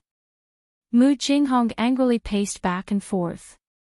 How could he be in the mood to pacify his nervous daughter? He grumpily reprimanded, "We haven't even cleared out the items in the treasury yet, and we're leaving now. Are you going to hand over the foundation of the City of Shadows that we have built for so many years to someone else? But the situation outside is so grim. If we don't leave earlier," Mu Xiaoxue sobbed and choked on her words. Mu Jinghong impatiently waved his hand. "Enough, don't say any more." This daughter was truly useless. She only knew how to sob whenever she encountered a problem. What else could she do? She did not have the slightest ability to share his burden. Seeing Mu Xiaoxue crying pitifully, Kong Yaofa quickly hugged her shoulders and softly comforted her. "Younger sister Xiaoxue, don't worry too much. It should be fine. I also brought more than 300 people with me, so we can hold them off for a while. As long as City Lord Mu cleans up most of the things in the treasury, we will be able to leave. Don't worry, younger sister Xiaoxue, I will protect you even if I have to risk my life." Mu Xiaoxue nodded gratefully at Kong Yaofa and smiled through her tears. "Thank you, Brother Kong." She twisted the handkerchief in her hand as she stood on the side and watched her old father pacing back and forth in the passageway. Her heart was also in turmoil. Weren't the things in the vault just worldly possessions? At a time like this, her father still wanted money more than his own life. He insisted on collecting all the money and didn't cherish his daughter's life. Judging from her father's expression just now, he seemed to be complaining about her for not being able to help at all. At the thought of this, Mu Xiaoxue felt frustrated again. Mu Jinghong paced for a while and then heard a flurry of footsteps. 2 disciples limped over, dragging their broken limbs. Their faces were covered in blood, and their faces were filled with panic. When they saw him, they hurriedly went forward and cried, "City Lord! City Lord!" When Mu Jinghong saw her weeping appearance, he was filled with anger. "What happened?" Mu Jinghong scolded in a deep voice. His face immediately became gloomy, and his eyes revealed traces of cold light. The 2 disciples didn't dare to hide anything and cried out, "City Lord, Madam, eldest young master, and eldest young miss brought His Majesty and his people to the underground vault and killed many of our brothers." "What?" Mu Jinghong only felt his vision turn black. His footsteps were a little unstable, and his entire person was a little dizzy. That woman, she actually dared to do this.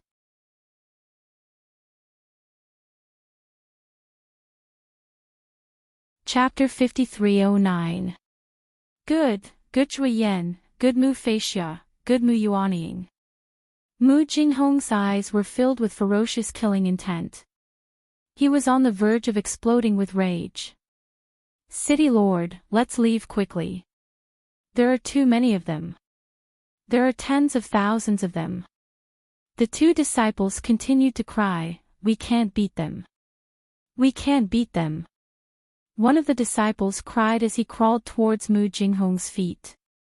He cried out mournfully, "City Lord, the situation has changed. Now there is fire everywhere. The entire city has been engulfed in flames. Under the leadership of Madam, they dug up all the treasures in the treasury and took everything away. Even some of the treasures that we had painstakingly stored in our inner world and spiritual weapons were all forced to hand over. Mu Jinghong's vision turned black and he felt a little lightheaded. A trace of a smile flashed across the eyes of the crying guard who was crawling on the ground. In the blink of an eye, he suddenly rose up. Under the stunned gaze of everyone, he raised the dagger in his hand and stabbed it into Mu Jinghong's stomach. Mu Jinghong was not on guard at all. After being stabbed and stabbed, he twisted the dagger clockwise. He only felt a sharp pain in his stomach. He looked down and saw that his stomach had been cut open and his intestines had been cut open. The guard who launched the sneak attack was quick and swift, and he ran away smoothly. After he succeeded in his attack, he quickly retreated and flew away with a flip of his body. In the next moment, he had inexplicably appeared hundreds of feet away. He immediately escaped through the tunnel. Another guard crawled back a few steps. Just as he was about to get up and slip away, he was killed on the spot by several disciples of the City of Shadows who reacted in time. Blood flowed all over the ground. Mu Jinghong was helped to sit down. He pressed his abdomen with one hand. He was in so much pain that big beads of sweat appeared on his head. Mu Xiaoxue was so panicked that she almost fainted. She cried at the side and cried mournfully, "Father, father, father." Good plan. Mu Jinghong's forehead was full of cold sweat. He stretched out his hand to cover the wound on his abdomen and gritted his teeth. City Lord, City Lord. Gu Yishuan hurriedly took the opportunity to step forward to show his loyalty. He took out the healing medicine from his inner world and handed it to Mu Jinghong.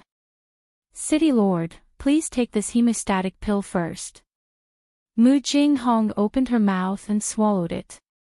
Her face became very pale because of the loss of blood. Wasn't he the emperor of Tsang Prefecture? How could their methods be so despicable? They had captured a disciple from the City of Shadows and sent him to lead the way. Then, when he was unprepared, he got the fake attendants of the City of Shadows to stab him viciously. Mu Jinghong glared angrily at the disciple who had led the way, who was already dead on the ground. With a wave of his hand, he sent out a ball of divine power at the disciple, crushing his bones and scattering his ashes. Mu Xiaoxue shuddered and shrank away from Kong Yaofa. Kong Yaofa was very happy. He hugged Mu Xiaoxue's slender waist and comforted her softly, "Don't worry about little sister Xiaoxue." Kong Yaofa looked up at Mu Jinghong and said in a deep voice, "Uncle Mu, now that our location has been exposed, I reckon that soon, that group of despicable and shameless people will take advantage of the victory to chase after us. The most important thing now is that we don't care about anything and quickly get out of here." Mu Jinghong was naturally very unwilling. He even hated the new master of the River of Forgetfulness, Long Yun.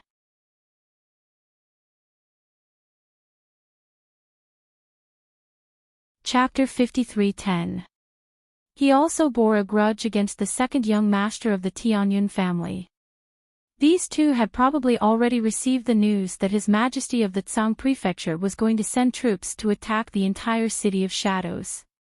However, these two had nothing to do with it and only came to inform him at noon that the Tsang Prefecture had sent troops to approach. He had no time to prepare and transfer his assets. Therefore, he could only pick up the important things in this underground vault and stuff them all in his inner world. He had asked people to take the few storage spiritual weapons and hurriedly went to the vault to pack some things. In the end, he was intercepted midway.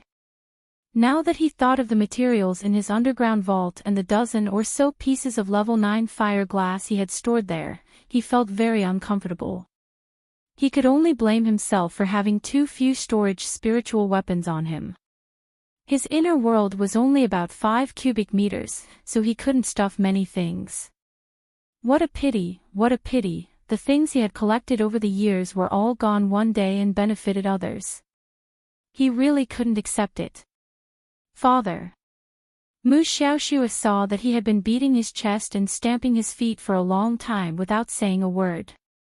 She couldn't help but call out, "Father." In the current situation, she had to leave whether she wanted to or not. Was she really going to stay here and wait for death? Fight with others head on? She was still young and hadn't found a suitable husband to marry. Naturally, she didn't intend to die. Mu Xiaoxue thought so and couldn't help but urge again, "Father, let's go." "Go, go, go, do you think I don't want to go?" Mu Jinghong shouted angrily. Suddenly, she vented all her anger. "Isn't it all because of the stupid things you did? Everyone in the City of Shadows has to suffer because of you." Mu Xiaoxue's eyes widened in an instant, and her face was full of disbelief. Father actually blamed her. And on such an occasion, in front of so many people, he reprimanded her without giving her any face. Mu Xiaoxue immediately cried out, covering her small mouth with a handkerchief and sobbing softly. Gu Yixuan was so distressed that his eyes turned red. Just as he was about to walk forward, he saw that damn fat pig hugging his beloved junior sister with his pig hands and gently comforting her. "Sister Xiaoxue, don't cry." When there was nothing to do, Mu Jinghong was reluctant to raise her voice in front of such a delicate and weak daughter. But now, at this moment of life and death, he was so angry that he was half dead. How could he have the mood to care about his daughter's feelings? Immediately, he complained, "If it weren't for you, who foolishly provoked the crown princess of the divine land and made me have to expose my identity and save you, I wouldn't have been so stupid. How did such a thing happen? Do you know? The Emperor of Tsang Prefecture mobilized all the elite troops above the God realm in the 3 prefectures." Mu Jinghong rebuked angrily. "If you weren't brainless, how could such a thing happen?" As he spoke, he felt a sharp pain in his abdomen. He hurriedly pressed it with his hand as he sucked in a breath of cold air. His internal organs were damaged, so it was natural for him to feel pain. However, where did that chill come from? Could it be that the person who injured him had smeared some sort of cold poison on his dagger? Just as he was thinking, a loud rumble came from the entrance of the passageway. It was as if someone had forcefully removed the invisible door at the entrance of the passageway. A gust of cold wind blew in from the outside, causing everyone to shiver uncontrollably. "City Lord Mu, long time no see."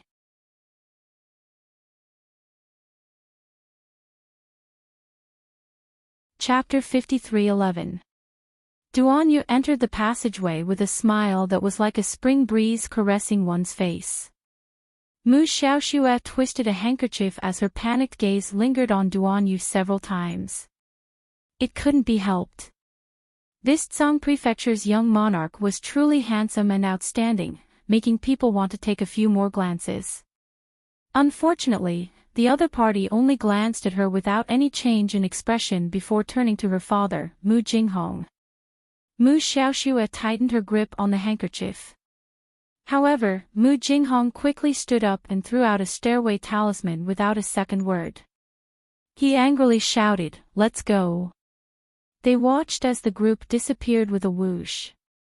Duan Yu couldn't resist blinking and turned to tell Rong Qing, inform that swindler that they've gone back again. Vassal Prince Rong couldn't resist twitching his mouth as he muttered inwardly, "You keep calling the crown prince of the divine province a swindler, but you yourself are also a complete swindler." This stairway talisman was extremely interesting. Not only could it teleport a long distance, but it could also set a fixed return point. His swindler majesty had already calculated that once this old city lord used the stairway talisman, the fixed return point would most likely be the City of Shadows or the imperial capital's Long Yen.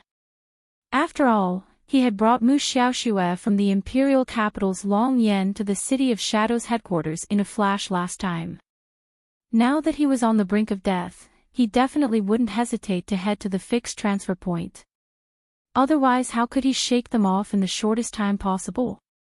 At this moment, Mu Jinghong's group was ascending the stairway talisman and leaving through the air. Just as Duan Yu predicted, they directly set a fixed return point to the imperial capital's Longyan. Unfortunately, just as they arrived at Longyan City, they barely managed to catch their breath. They were startled by an angry shout of "Here!" The sound of hurried and orderly footsteps fell heavily on everyone's hearts. Mu Jinghong covered her bleeding abdomen with one hand and turned her head back with a horrified expression. His heart couldn't help but skip a beat. A troop of armored soldiers wielding sabers and swords appeared at the entrance of the alley. The leader was dressed in a black robe and had his hair tied up by a jade crown. He smiled at him. "We meet again, City Lord Mu. I trust you have been well since we last met." Mu Jinghong was extremely shocked. She covered the wound on her abdomen and unexpectedly took 2 steps back. Mu Xiaoxue was so scared that her face turned pale. She clutched the corner of her shirt tightly and looked at the man in front of her. The Crown Prince of the Divine Land led a team and stood at the entrance of the alley with a smile on his face. Handsome and spirited, like pine and jade. However, it was this peerlessly beautiful man who stared at them with eyes as cold as a ferocious beast from hell. There was no trace of warmth in his eyes at all. There was only mockery and ridicule. "You! All of you! You guys schemed against me." Mu Jinghong finally understood. These two actually joined hands to trap him. He looked down at the stairway talisman in his hand and rubbed it hard. "Don't run, City Lord Mu." Prince Mo smiled and said, "The talisman energy on the stairway talisman can only be transferred once in a short period of time. You can't run now. There's no need to try again, City Lord Mu." Ha, ha ha. The red marks in Mu Jinghong's eyes were about to shatter. "I really didn't expect this." He looked coldly at Prince Mo and said in a low voice, "Your Majesty of Zhangzhou, Crown Prince of the Divine Land, you two actually joined hands to scheme against me."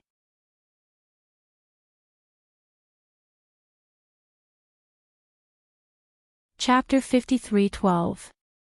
I'm really flattered. Mu Jinghong covered the wound on his stomach and glared at Mo Lian with gritted teeth. "How did you happen to appear here?"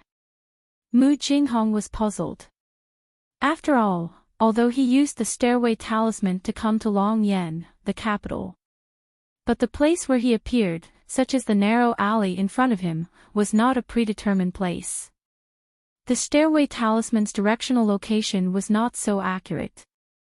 He only went to a large area. Although it was set in Longyan City, he could have stopped in any direction. But why did Prince Mo appear here immediately? "Don't you know?" Prince Mo asked in surprise. Longyan City's city defense array was activated a few months ago. This great city barrier formation can effectively defend against enemies from the outside. That's not the most important thing. What's important is that it has an extraordinary function. Mo Lian smiled faintly and stared at Mu Jinghong's wonderful old face. She said with a smile, "As long as I'm in this city, I can go anywhere with the array disc." Of course, he would not explain very clearly why he discovered Mu Jinghong and the others at the first moment and why he came in such a timely manner. That was because the entire Longyan City was filled with demonic eyes that could see through everything. Once Mu Jinghong and the others appeared, Jojo would immediately receive the exact location information. Little Tree Chocho did not mind those eyes that covered the sky and made people's hair stand on end. After all, these eyes were indeed useful. Impossible. Then how did you discover us at the first moment? Mu Jinghong was conflicted about this question. But it was impossible for Mo Lian to answer him.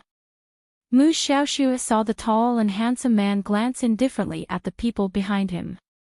Immediately, a tide of soldiers surged out from behind him. Without saying a word, they waved their blades and stabbed at them fiercely. Miss Mu was so frightened that her face turned pale and she screamed repeatedly. Mu Jinghong covered his wound with one hand and held his saber with the other to fight. But when he used his strength, he realized that something was wrong.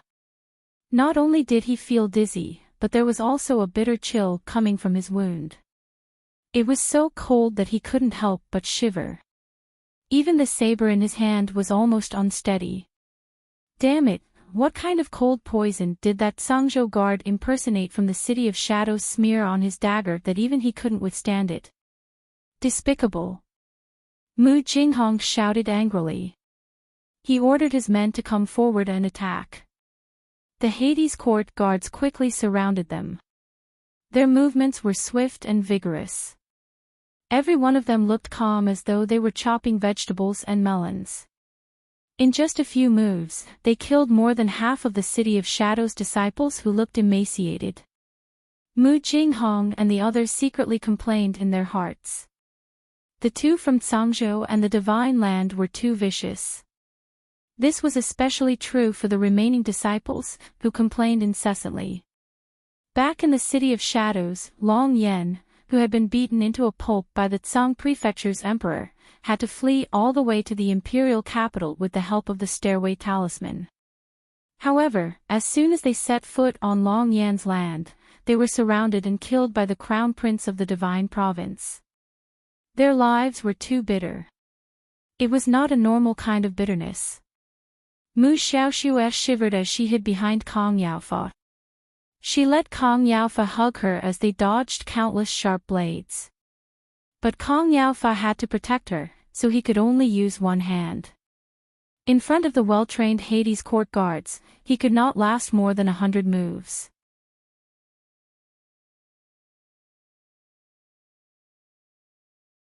Chapter 53:13. After 100 moves, Kong Yaofa was at a disadvantage.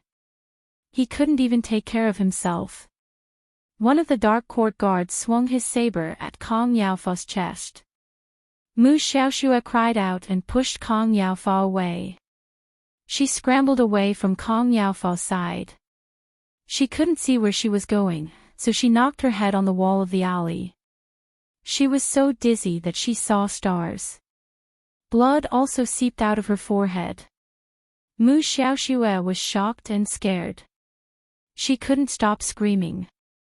Gu Yishuan panicked. He shouted, "Little junior sister," and rushed forward. However, he was forced back by the Hades court guard swords. Brother Kong, senior brother Gu. Mu Xiaoxue looked for protection with tears in her eyes. However, she saw a tall Hades court guard raising his saber and swinging it at her head. Mu Xiaoxue cried out. Her life was over. She closed her eyes and fainted just like that. When she fell, the Hades court guard couldn't stop in time and stepped on her. A crisp crack came from her calf. Mu Xiaoxue shuddered in pain. However, she didn't dare to open her eyes. She heard the sound of wind and the sound of fighting from both sides. At a time like this, Mu Jinghong and the others could only fight to the death. However, compared to the strong Hades court guards who were waiting for their prey, Mu Jinghong and the others were already exhausted from the journey. After being ambushed, more than half of the City of Shadows disciples died at the hands of the Hades court guards. The remaining few dodged left and right, resisting the attacks bitterly. Mu Jinghong was forced into a corner. Two Hades court guards swung their swords at her. Naturally, she couldn't hold on to the saber in her hand. It fell to the ground with a clang. Mu Xiaoxue lay on the ground and pretended to be dead. She cried silently and didn't dare to open her eyes. Suddenly, she felt a gust of wind blow past her face. In the next second, a heavy corpse fell on top of her. The corpse's face was right on top of her little face. That cold nose was pressed against her face. Mu Xiaoxue's heart almost collapsed. She endured the nausea and dizziness. She opened her eyes wide in shock and saw the corpse's half-closed eyelids on her face. Mu Xiaoxue really fainted this time, completely out of fright. Pfft! In the private room of the tea house across the alley, Princess Wushuang almost spat out a mouthful of tea. Princess Wushuang hurriedly took out a handkerchief and wiped her mouth. She said with a mocking expression, "My eldest brother is really mean. He actually kicked a dead person onto Miss Mu. Look at how scared Miss Mu is. Ha ha ha." Xiao Mu held the warm cup and cast a glance at the bustling alley across from her. Mu Jinghong, such a shrewd person, actually stumbled at Mu Qingya's hands. It can be said that everything has its vanquisher. If Mu Jinghong had not courted her own death, she would not have been in such a miserable state. But since he had a connection with Tianyun, then he deserved to die. "Sister-in-law, how are you going to deal with Miss Mu?" Princess Wushuang asked excitedly. She saw that the Hades court guards did not do anything to Mu Xiaoxue. She knew that they had received orders. Her sister-in-law must have made some strange arrangements. Arbor was silent for a moment. Then, he said slowly, "If I use a blunt knife to cut that person open inch by inch, she won't feel any pain. But if I use a blunt knife to cut that person's most beloved thing inch by inch, she probably won't be able to take it," Arbor thought. Princess Wushuang suddenly shut her mouth and shuddered in her heart.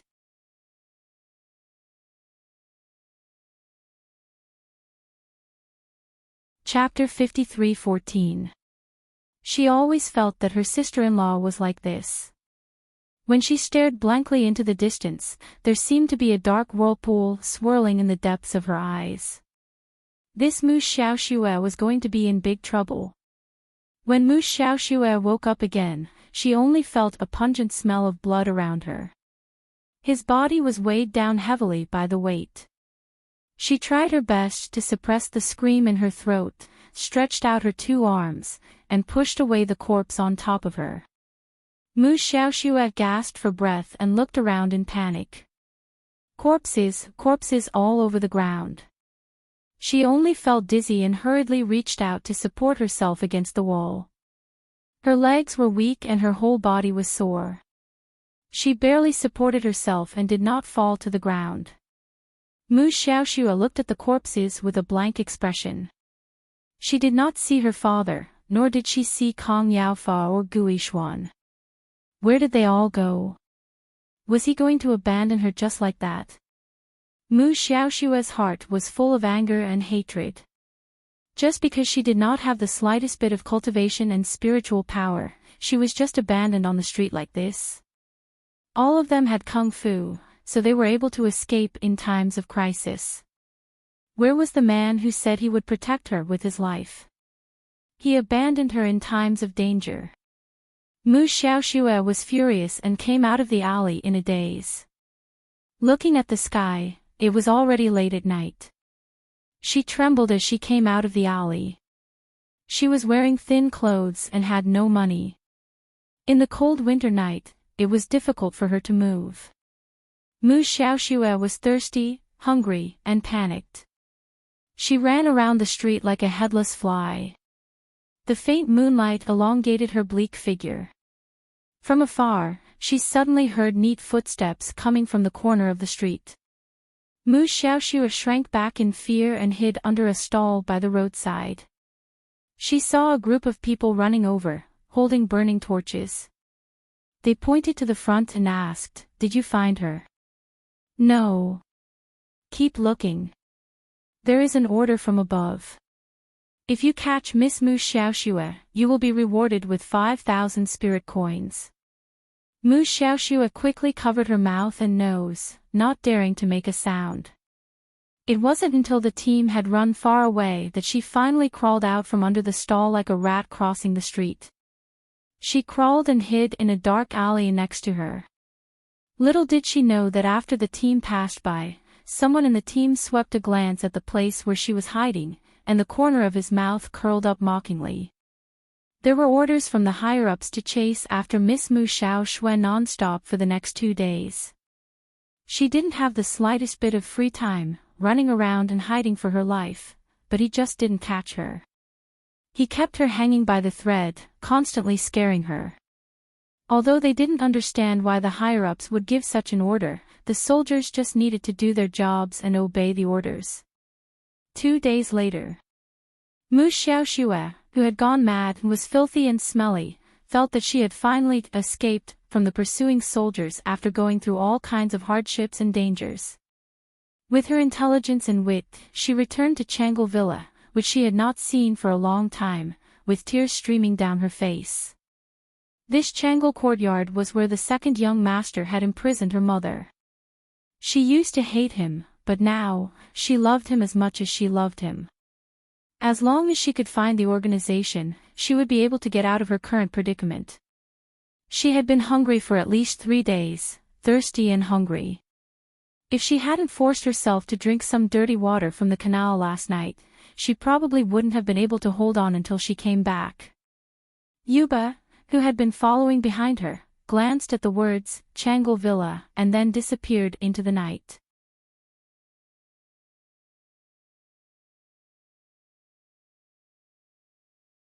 Chapter 53:15.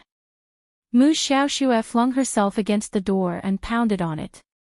However, the originally tightly shut door was directly pushed open by her. Mu Xiaoxue did not notice and stumbled into the suddenly opened door, knocking her head on the ground. She did not care about how painful her body was and hurriedly looked up.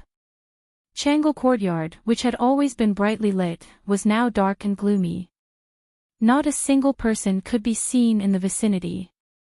Only the whistling of the wind could be heard coming from the central courtyard.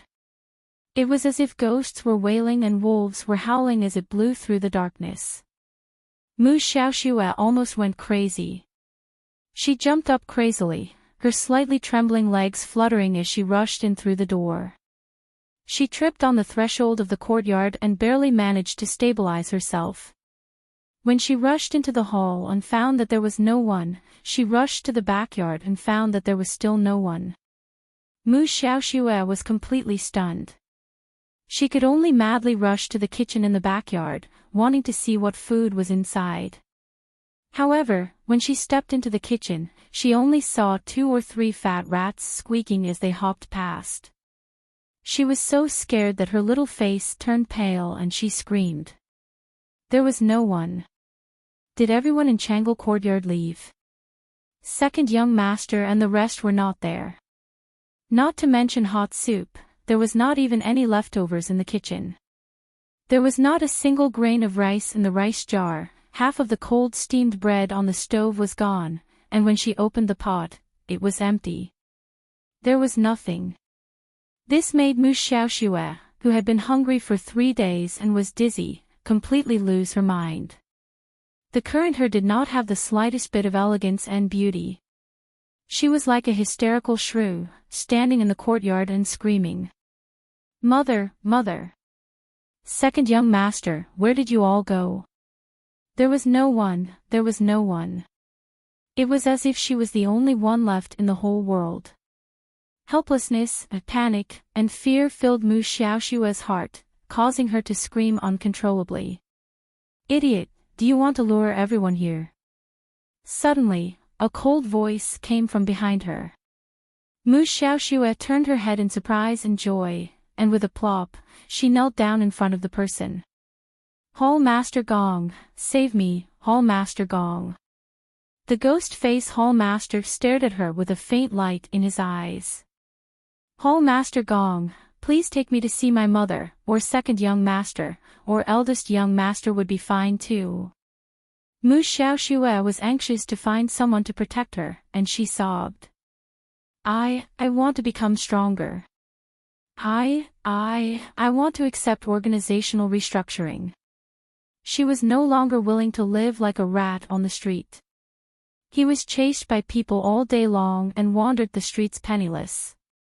Looking at the half-meat bun in the beggar's hand, he swallowed his saliva greedily, but did not dare to reach out to snatch it. Because she couldn't beat him at all. If she tried to snatch it, she would only be beaten up. Ghostface Hall Master's eyes flickered as she recalled what second young master had said. The little fellow wanted to deal with her. This vicious and merciless little thing wanted to drive him to a dead end. Song Fong, cooperate with her. The ghost-face hallmaster Gong Song Fong looked coldly at the weak woman prostrating at his feet, without the slightest ripple in his eyes. He reached into his pocket and took out a small black porcelain bottle, tossing it in front of her as if he was giving alms. He said indifferently, "If you want to become stronger, swallow it. No one can help you, only you can help yourself." Gong Song Fong said coldly. Mu Xiaoxue prostrated herself on the ground and raised her hands with a humble expression, trembling as she took the porcelain bottle.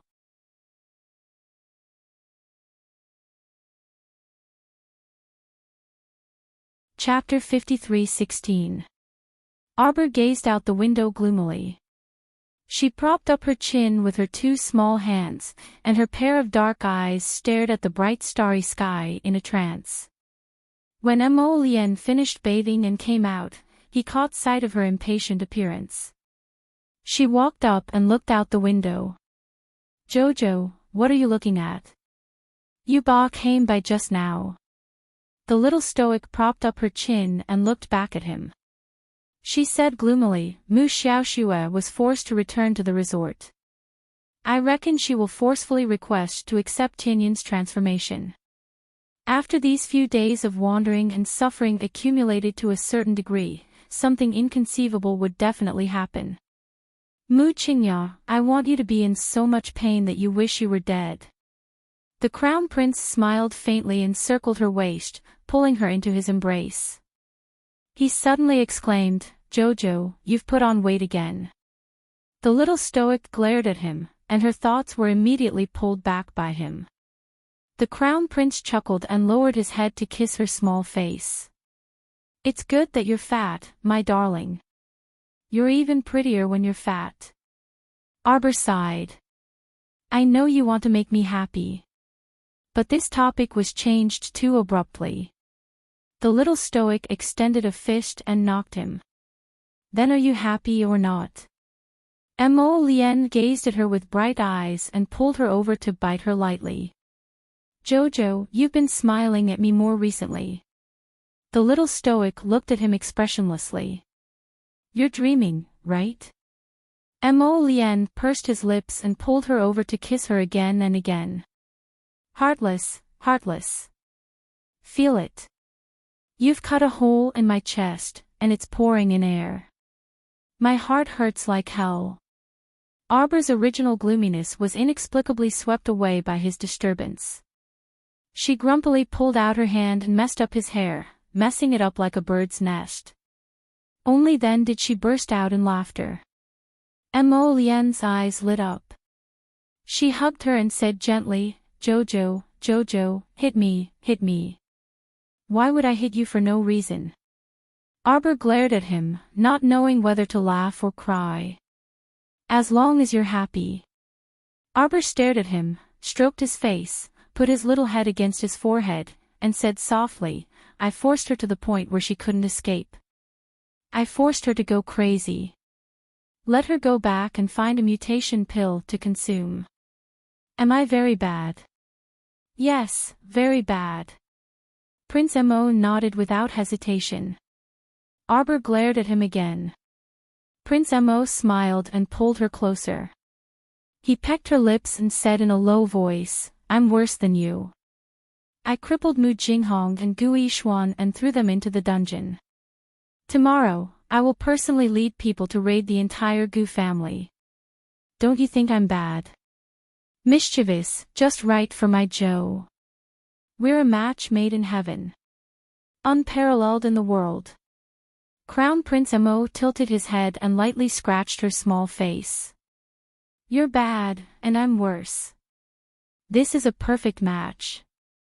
Arbor pursed her lips and couldn't hold it in. She glared at him and laughed again. "Scoundrel. Isn't that right? I'm the worst in the world.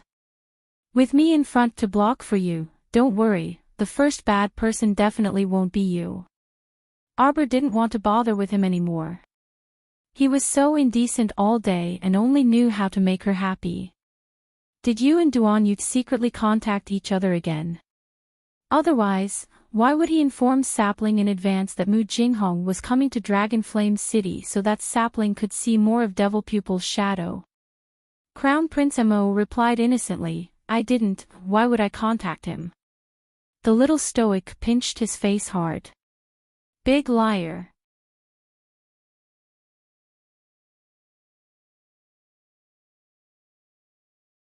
Chapter 53:17. How was he a big swindler? Prince Mo gazed innocently at his wife. He reached out and touched her stomach. Wife, your stomach. Before he could finish speaking, he felt a sudden force jolt his hand away. The young couple looked at each other in dismay. Arbor pacified baby Mo with his hand on her stomach. It really doesn't like you. In this regard, Crown Prince Mo was even more innocent. Look at who it likes. Other than the little stoic, it seemed like it would jolt away anyone who touched it 2 days ago. It even jolted Her Majesty the Empress away. That disdain was truly breathtaking. Hence, the Crown Prince felt that this wasn't the problem of being a father at all. There was something wrong with this baby. Upon seeing this, the little stoic said in deadly earnest, your baby is like you. You can't touch it. The Crown Prince, wife, you can't be like this. He hugged her and exclaimed, you can't blame every flaw on your husband. For example, was it his fault that his wife forcefully framed him for gluttony? Arbor ignored him and stroked baby Mo while muttering, baby, you can't be like your father. Mo Lien didn't know whether to laugh or cry. He lifted her up and lowered his head to bite her head. Do you want to go with hubby to raid your family tomorrow? The little stoic thought about it and nodded in all seriousness. Since husband has invited me, then I'll reluctantly go and take a look. Mo Lien almost laughed out loud. The next day, the imperial court announced that the Gu family had joined the Heavenly Fate Empire, causing an uproar in the entire capital. Every patrician family felt insecure and sent people to scout the situation. When the attendants reported to the family heads that the Crown Prince had led people to raid the Gu family early in the morning, the family heads started to feel uneasy. How could the Gu family be raided just like that? They had never heard of anyone from the Gu family colluding with the Heavenly Fate Empire. However, this time, it was said that an important pawn of the Heavenly Fate Empire was caught on the spot, and the Gu family's young Sir, Gu Yishuan, was also among them. After confirming the identity of the young master of the Gu family, Tian Yun, the entire Gu family was implicated by this brother. All the aristocratic families in the capital began to secretly investigate the identities of their disciples.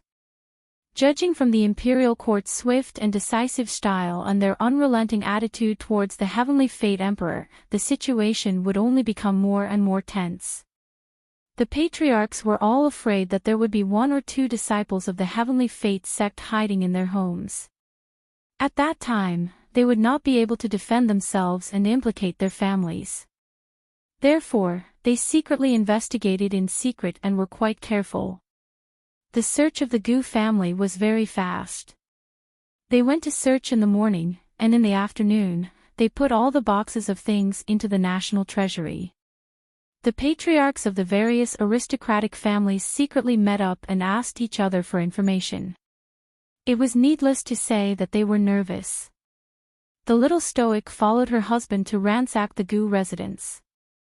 After rummaging left and right, they also found some things, so this trip was not made in vain. After checking the Gu family, it was still early. The two of them planned to go to the newly opened snack shop nearby and buy a pack of snacks to eat on the way. In the end, as soon as they walked into the newly opened snack shop, they saw the Prince of Jing, Mo Shikang, walking towards them while holding a graceful woman's arm.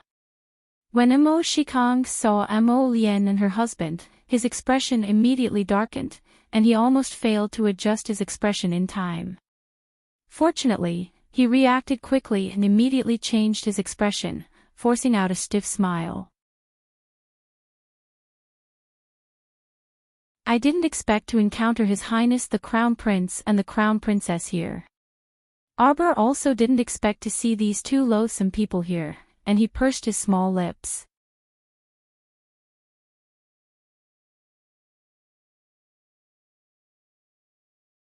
Chapter 53:18. Mo Shikong was embracing the beautiful concubine, Madame Ne Lin.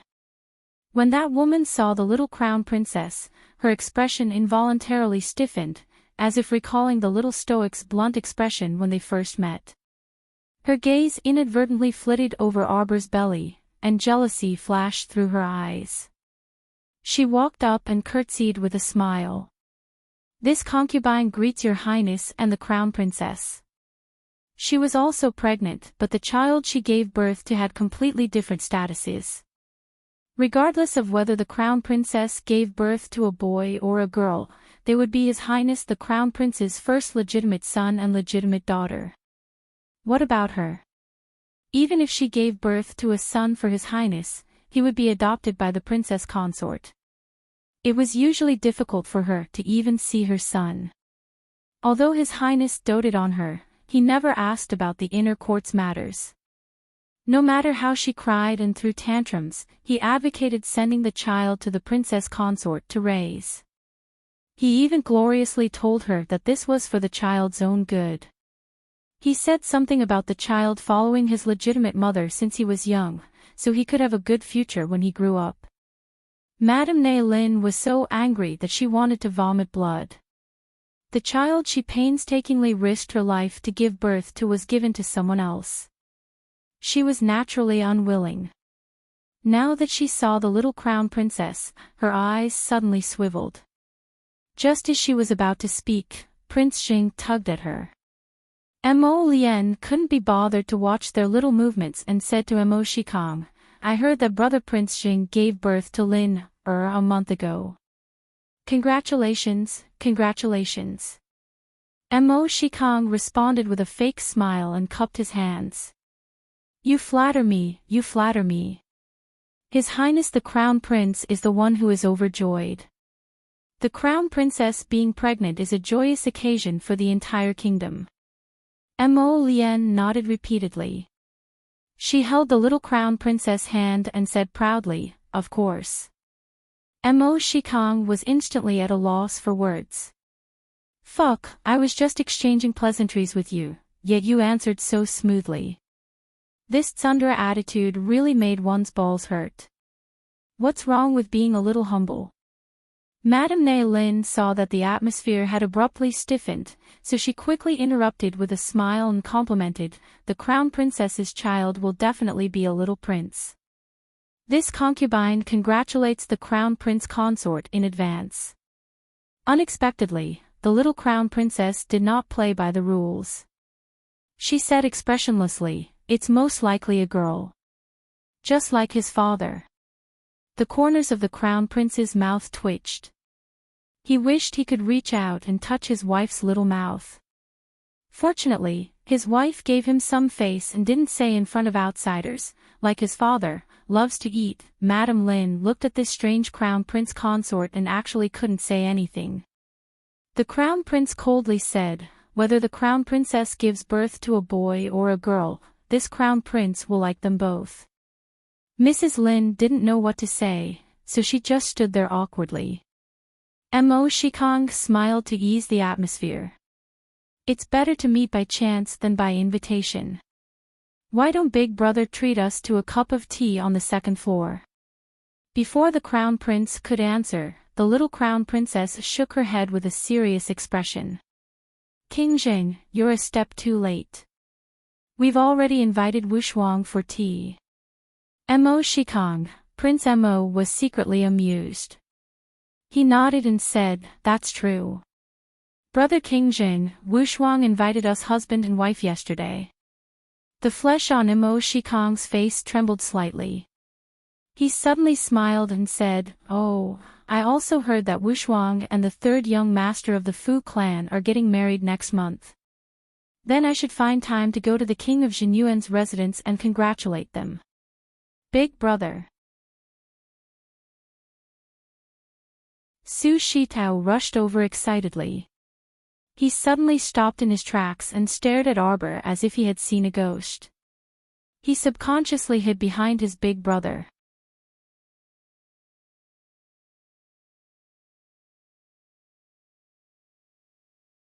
Chapter 53:19. Why are you here? Su Shitao revealed a terrified expression when she saw Arbor. An ear-piercing shriek almost pierced everyone's eardrums. When King Zheng saw Su Shitao's panicked and fearful expression, as his elder brother, he felt very uncomfortable in his heart. Su Shitao shuddered, as if she had thought of something terrifying. Her eyes widened as she stared blankly at Arbor. This crown princess would beat people up without any explanation. Moreover, she didn't do it herself and randomly found a mechanical puppet to fix them. Words couldn't describe her viciousness. Seeing her, Su Shitao recalled that she had recuperated in bed for more than a month before she could get out of bed and walk. She wasn't the most unlucky one. The unlucky one was that second miss of Count Huainan's estate, Fang Mingyue. The emperor ordered her to be sent to the nunnery, and she still couldn't return. That wasn't it. She seemed to have heard that second miss had returned and even caused a ruckus at the Qiao estate. As a result, she was sent to the nunnery a second time by this vicious and merciless crown princess. She didn't know if she could return in the short term. When she thought of this, Su Shitao couldn't help but feel apprehensive.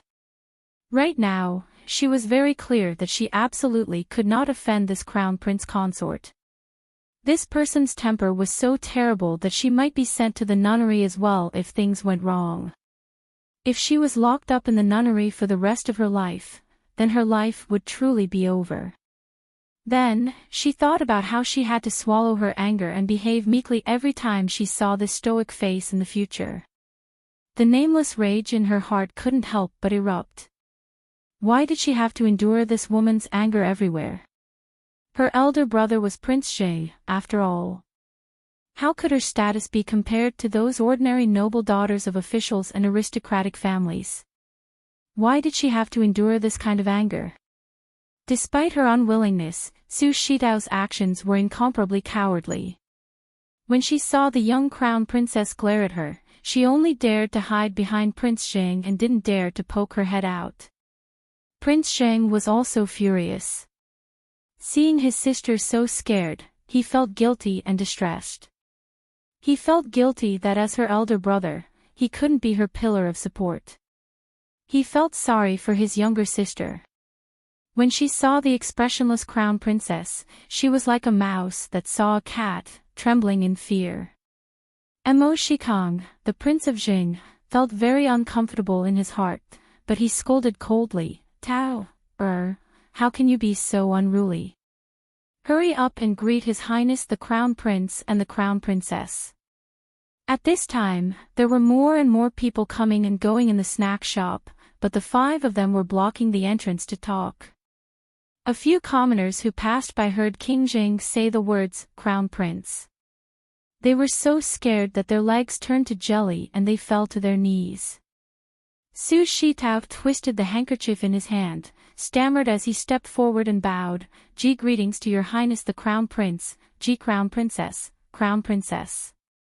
Arbor looked at her expressionlessly and didn't say anything.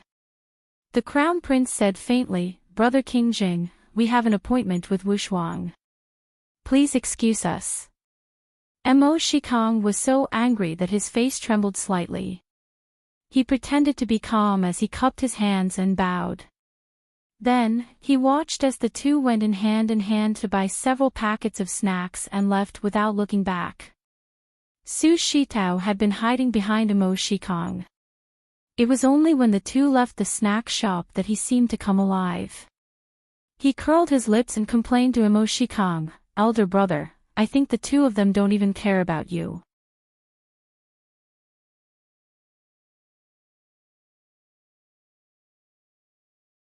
Chapter 53:20.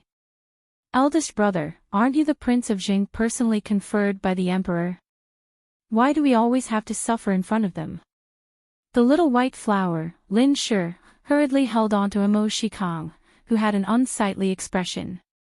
She turned to Su Shitao and said, "Tao, your eldest brother is just being courteous to his brother."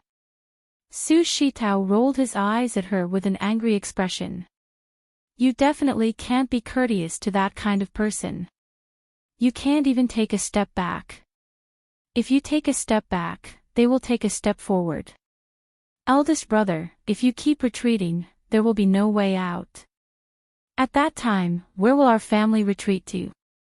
Lin Shi hurriedly comforted, "Little sister, didn't you say that the things in this newly opened dessert shop are not bad? How about I accompany you to pick some to bring home?" However, Su Shitao did not give her any face and directly flung her hand away. He muttered, "Can't I pick it myself? I don't need you to say so much nonsense." Lin Shi's eyes turned red from grievance. Mo Shikang was a bit angry. Thinking that it was not good to berate his little sister in public, he glared at Su Shitao in irritation and pulled Lin Shi's hand to turn and leave. Why buy desserts? He was not in a good mood now and did not want to eat desserts. Arbor sat in the slightly swaying carriage. She opened the package of desserts and stuffed a piece into her mouth. Jojo's lotus. Why do you think that Mo Shikang invited us to tea for no reason? What is his motive? Mo Lian's mouth twitched. He opened several other packages of desserts and fed them to his wife. He probably just wants to express his goodwill to us. Who knew that his wife did not like this person at all? Arbor snorted. I feel uncomfortable when I see that little white flower pretending to be weak beside him. I, the crown princess, drink tea with a concubine. What would happen if word got out? Yes, yes, yes, the crown princess is mighty. Prince Mo nodded in agreement and handed her a cup of brewed tea. Let's ignore that kind of brainless person. His Joe was right. They were of different statuses, so it would be awkward for them to sit together and drink tea.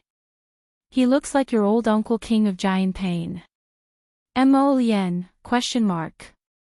That's strange. The king of Giant Pain is just sitting at home.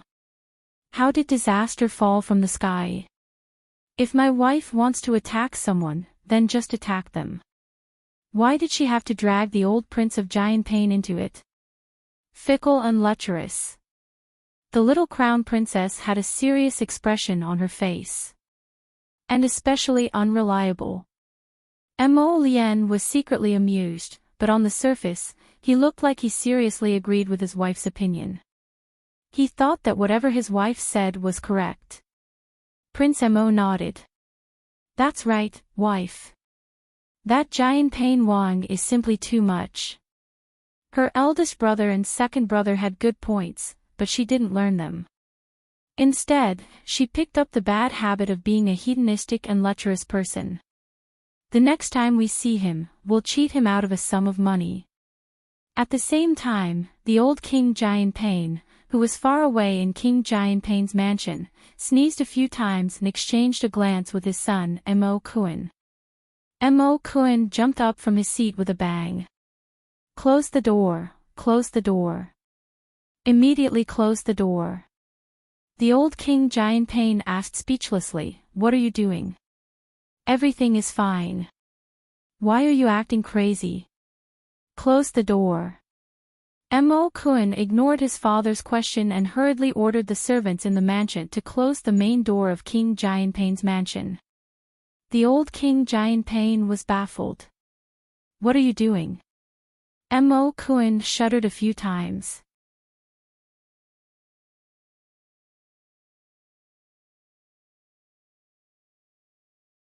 Chapter 53:21. He leaned closer to the old king of Giant Pain with a strange expression. Father, I feel that a jinx might descend soon. It's better for us to protect ourselves and hide at home. Jinx. An expressionless face suddenly flashed past the old king of Giant Pain's eyes, and he couldn't help but shudder. His son's words should be credible. It was better to believe it than not. Since his son had said so, then it was better for the father and son to hide for a while. After all, if they were unlucky, they would gain some experience. Thinking that they might be unlucky after a while, the probability was probably quite high. If they hid, they would probably be able to avoid a lot of trouble. The old king of Enchanting and his son closed their doors and declined guests from now on. When the emperor received the news the next day, he was puzzled and scolded jokingly, "What are the father and son up to again? Why are they closing their doors and declining guests?" These were all words for another day. At this moment, the little crown princess and the crown prince were scolding the old king of Enchanting all the way to a tea house called Yongxing on Changle Street. Third young Master Fu and Princess Wuxuang had been waiting in the private room for a long time. Seeing the crown prince and his wife coming down from the carriage, Princess Wuxuang leaned against the window and waved happily at them. Here, come quickly." The two of them went up to the tea house and Third Fu personally opened the door to welcome them. Wuxuang skipped forward and held Arbor's hand. She said with a smile, "Aya, you two are so slow. We've been waiting for you for so long." The little crown princess said expressionlessly, "We met an annoying person on the way and delayed some time." Prince Mo followed behind his wife and glanced at Wuxuang, who was holding his wife's arm, pitifully. He placed a few bags of snacks on the table. Third young Master Fu was secretly amused. He coughed lightly, closed the door, and walked forward. "Shuang, quickly return the crown princess to the crown prince." Wuxuang turned to glance at Mo Lian, pursed her lips, and continued to hook onto Arbor. "Brother, don't be so petty. I'll just hold on to my sister-in-law for half a day at most. You can stay by my sister-in-law's side day and night." Prince Mo saw that she was not tactful and glared at her in annoyance. "How is it? Have you bought everything you need?" The little stoic asked curiously, "I heard that you beat up Third Fu on the day you received the wedding date." "Why?" "It's all because of him." Princess Wuxuang was furious when she talked about it.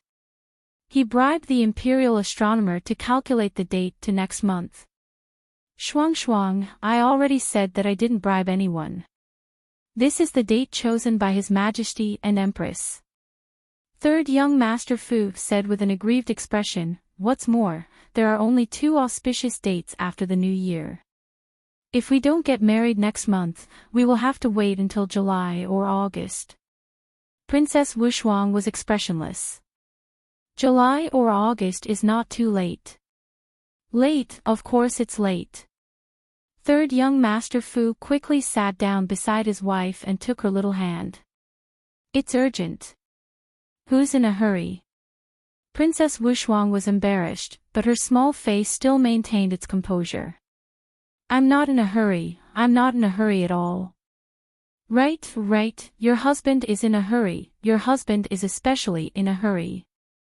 And your father is actually also in a hurry, extremely anxious. Princess Wuxuang reached out and pinched his arm hard. She roared, "What did you say?" Third young Master Fu immediately shut his mouth.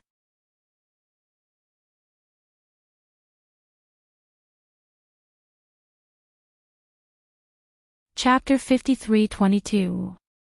He immediately realized that he had said something wrong and tried to salvage the situation. "Your father is not anxious, but I am. I am very anxious." Princess Wuxuang snorted and did not say anything else. The little crown princess pursed her lips and tugged at Wuxuang's sleeve. "Wuxuang, just marry him. If Third Fu dares to hurt you, I will beat him to death for you." Third Master Fu, why do I feel so worried? He felt a chill at the back of his neck. When he saw the little crown princess shooting daggers at him, Third Master Fu froze. Oh my God, he had finally married his wife and he did not dare to do anything bad to her. He looked pleadingly at Prince Mo, who was watching from the side. Third Master Fu tilted his chin at him, implying that he should say something for his brother. Mo Lien coughed lightly and said reluctantly, Jojo, don't worry. Third Fu is not like Uncle Wang. Who was Uncle Wang? Third young Master Fu had a bad feeling. He is like the old prince of Jianping who has a lot of concubines. My wife hates it the most. Mo Lien said seriously. Third Master Fu quickly took Princess Wushuang's hand and swore, Wife, it was not easy for me to marry you. Don't worry, there won't be anyone else. Never. The little crown princess pursed her lips and rubbed salt into Third Master Fu's wound. I am afraid that Miss Bao has not been settled yet. What Miss Bao? Third Master Fu's heart sank when he saw his wife's expression change. He quickly said, There is no Miss Bao. Wife, don't worry. We don't have to care about that kind of person. Princess Wushuang also got angry when she thought about it. Can we not care about her? That Miss Bao has always wanted to marry into your general's residence. Madame Bao's family must have been like this. She taught the girls how to climb up the social ladder. Princess Wushuang had sent someone to investigate Bao Cuiping's family in secret. This family was strange. Every woman from the Bao family was either a second wife or a concubine. None of them was a legitimate wife. The old master of the Bao family made his fortune by selling his daughter for glory. Since then, the Bao family had been following the old master's footsteps. They continued to sell their daughters for glory and benefits. This had probably become a tradition of the Bao family. Bao Cuiping was even more outstanding. She usually stayed with her aunt, Madame Bao, and treated her like a real mother and daughter. Her aunt was also a very strange person. Clearly, the Empress had already issued a marriage decree for her niece and son. Madame Bao even tried her best to match Bao Cuiping with third young Master Fu. He was truly a person with an incomparably eccentric brain circuit. He didn't know what was going on in her head. It was as if she had entered a dead end and couldn't get out. When Third Fu mentioned Bao Cuiping, he couldn't help but feel depressed. Encountering a cowhide plaster that couldn't be shaken off, it was really difficult for him to say anything. He held Princess Wushuang's small hand and said to her with a smile, My wife, you just need to be at ease and marry me. Leave the rest to the crown prince. Prince Mo looked at third young Master Fu with a stunned expression. They were really brothers who were willing to sacrifice themselves for each other. How did he get implicated for no reason when he was just sitting there? How do you want me to help you? Prince Mo was speechless. I want to borrow some people from the crown prince. I have a feeling that things will get chaotic on that day.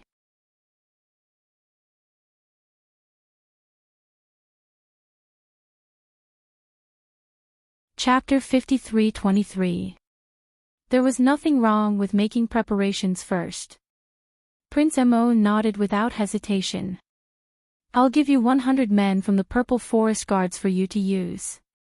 Then, I'll have the men from the city defense camp patrol around your house. Nothing will go wrong on the day of the wedding. Third young Master Fu nodded repeatedly. I can't thank you with words. I'll remember it in my heart. Prince Mo rolled his eyes at him and said in annoyance, It's just a small matter. Sister-in-law, I saw that a new jewelry shop opened next door. Let's go take a look. While we're at it, let's get a gold necklace for my unborn nephew. The two men immediately looked at them eagerly. Princess Wushuang raised her head and snorted. You men can stay here and continue drinking tea. We'll be back soon. Wife. How heartless. His wife left him behind just like that and walked off with Princess Wushuang, arm in arm. The two men stared at each other and silently picked up their teacups to drink. After Arbor and Princess Wushuang walked out of the door, he asked her in a low voice, Did that Miss Bao find trouble with you again? She had long wanted to ask Princess Wushuang about these girls' private conversations, but it was not appropriate for her to ask because the two men were in the way. Princess Wushuang quickly shook her head. Sister-in-law, don't worry. That Miss Bao won't bully me. Arbor nodded. It made sense. Princess Wushuang was a godly state expert. How could she be bullied by the weak Miss Bao? She was the one who had overthought things because she was too concerned. Arbor looked back at Wushuang and said with a serious expression, but speaking of which, that Miss Bao who fainted easily that day is actually safer at home. What do you mean? Princess Wushuang's mouth twitched. She had a feeling that the little crown princess would not say anything good. As expected, the young crown prince consort solemnly said, "It's not easy to treat her illness of fainting at the drop of a hat. Think about it. If she stays at home, at least there will be servants to support her if she falls on the ground. There will also be doctors willing to visit her. But what if she falls on the streets or in front of a brothel? What should we do? If she was picked up by the brothel, wouldn't she have to strangle her hair and become a prostitute, or directly smash her head against a pillar to death?" Princess Wushuang resisted the urge to burst into laughter. However, she heard an exasperated scream behind her. What did you say?" Princess Wushuang was stunned when she heard the voice. She turned around and hid the shock in her eyes. She stared at the person with an indifferent expression. As for the madam of the Lin family, she avoided the passers-by early in the morning and secretly came to the back door of the Prince Zhang's mansion while wiping her sweat. After waiting for a long time, someone opened the side door and welcomed them in. Madam Lin couldn't sit still in the side hall, pacing back and forth. It wasn't until the sound of footsteps came from outside the side hall that Madam Lin stopped and hurriedly turned her head back with a smile. She stepped forward with an apologetic smile and grabbed a woman's hand. "Cousin, I've finally met you. These days, your younger sister misses you very much and wanted to see you several times, but the gatekeeper said that you were sick." Madame Liang covered her mouth and coughed softly a few times. Madame Lin's eyes flashed. She reached out with a smile and helped her to a seat. "Cousin, are you all right?" "I'm fine." "Madame Lin, please sit." Madame Liang nodded and said, "Why are you here? You can tell me directly."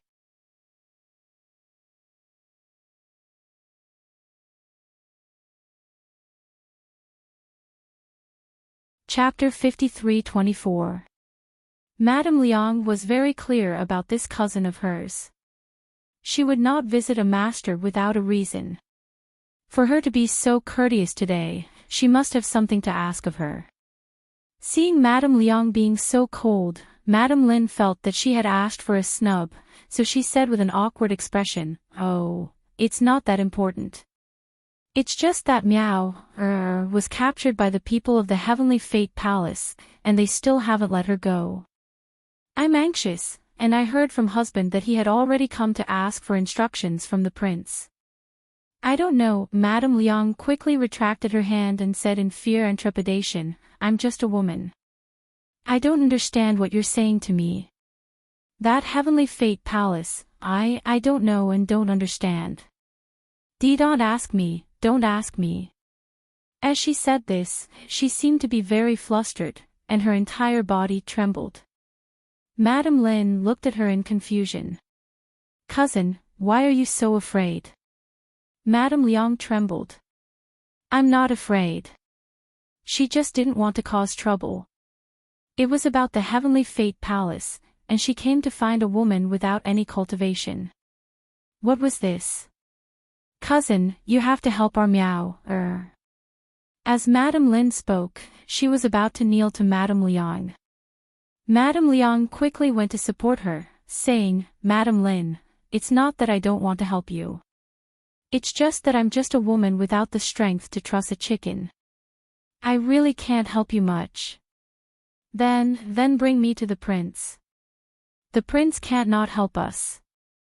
Madame Lin grabbed Madame Liang's hand, revealing a bit of hysteria. Our husband said that he's done many big things for your prince. The prince can't ignore our meow, Madam.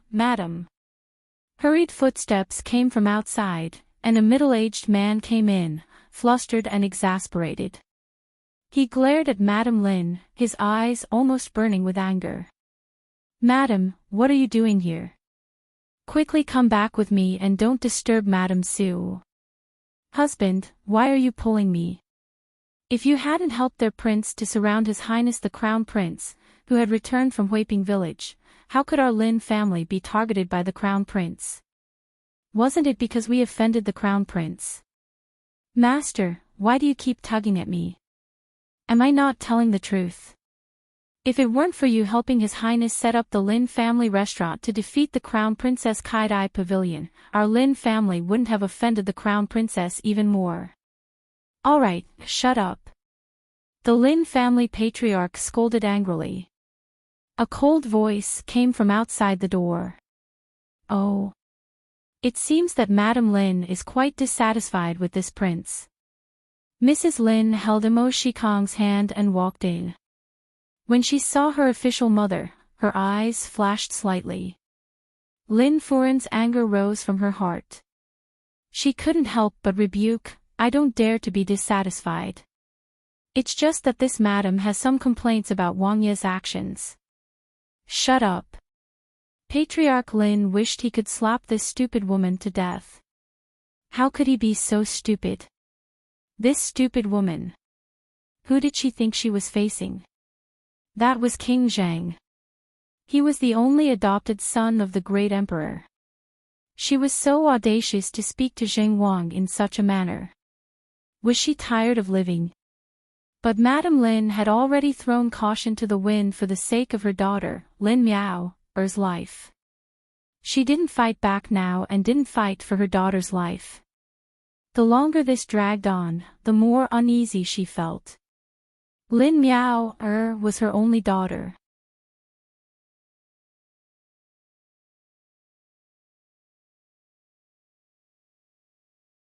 Chapter 53-25. Ever since our Lin family moved from Rong City to the capital, we have always been used by Your Highness. For so many days, we have been obedient to Your Highness's orders.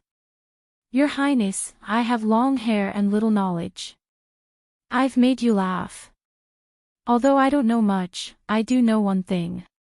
Our master said that as long as Your Highness says something, someone will definitely do something for you and release our meow. Our master is already begging you like this. Please, on account of my heart as a mother, can't you be a little more flexible? At this point, Madame Lin suddenly saw a cold light flash through Imo Shikong's eyes. It was like a dark starry sky, without any light at all. Madame Lin's heart trembled slightly. Then she heard Imo Shikong say coldly, I'll take it that you're a woman talking nonsense and don't know anything. Lin family head, you need to take your wife back and teach her a lesson. Yes, this lowly one will definitely obey. Master Lin nodded and bowed repeatedly, looking anxious and uneasy.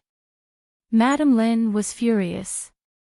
She suddenly shook off Master Lin's hand and said angrily, Your Highness, let's not beat around the bush in front of honest people. Our Lin family has helped you so much, and now it's just a small request. Are you not willing to help even if it's like this? Shut up. Master Lin was shocked and angry. He stared at his wife angrily. His wife was good at everything, but she was always worried. Once it involved her daughter, Miao, she easily lost control of her emotions. Just like now, she was facing the prince aggressively. Who did she think he was that he could let her order him around like this? It was ridiculous. Master Lin reprimanded angrily, Madam, don't say any more. I've already discussed Miao's matter with the prince. You're a woman, so don't interfere in this matter. I don't interfere. If I don't interfere, who can interfere? If I don't interfere, will you interfere? As a father, if you really care about your daughter's life, you wouldn't have dragged it out for 3 to 4 months and still haven't rescued her. Master Lin's expression was very ugly for a moment. His wife didn't give him any face in front of so many people. As the head of the Lin family and the head of the Lin family, he was in an awkward position. Mo Shikong stared coldly at the middle-aged woman. She was slightly plump and her voice was especially loud. This Madame Lin raised her voice, with an attitude that no one would be able to persuade her back. This made Mo Shikong's eyes turn cold. Standing by the door, Mrs. Lin, who had been holding Mo Shikong's arm, hurriedly stepped forward. Acting like a peacemaker, she said softly, "Mother, if you have anything to say, please say it nicely. Don't be angry with the prince. Sister Miao is missing. We are all very worried." Madame Lin did not care about this concubine's daughter at all. She opened her mouth and scolded, "Get lost, you shameless thing. The entire Lin family's face has been thrown away by you. What right do you have to speak here?" Mrs. Lin's soft hand froze in midair. She quickly turned around and covered her face as she wept softly. Mo Shikong's expression turned even uglier. He raised his hand to pull the aggrieved Lin Wan and turned to glare at Madame Lin. He said coldly, "Madame Lin is really arrogant. Master Lin is really well educated," Mo Shikong scolded angrily.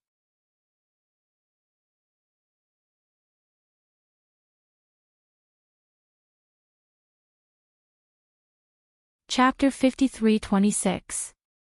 Madame Lin barged into my mansion and not only loudly berated this prince's concubine, but also spoke disrespectfully to this prince.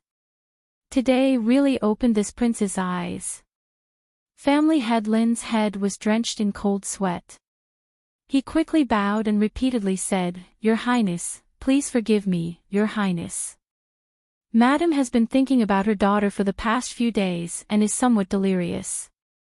This one will take her back and discipline her strictly."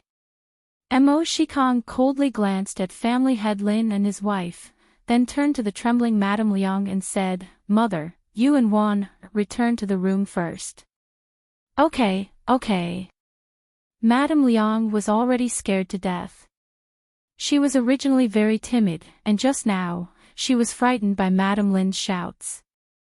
Now, her legs were trembling and she couldn't take it anymore. Seeing that her son wanted her to return to the room, she quickly nodded and supported Madame Lin to leave together. On the other hand, Madame Lin was clearly not reconciled. She still wanted to stay here and wait to see what kind of good end that old woman would have. All day long, she put on the airs of a legitimate mother. She had already married into Prince Shang's mansion and became the woman of the prince, but this old woman still dared to be so arrogant and despotic. She deserved to be severely punished by the prince. Family head Lin, it's not convenient to talk here. Bring Madam and follow this prince. Mo Shikong turned and left with a gloomy expression. Family head Lin's face instantly paled. He answered submissively and trembled as he brought Madame Lin to a small room in the side hall. "Madame Lin, how do you know that this prince has the ability to rescue Miss Lin?"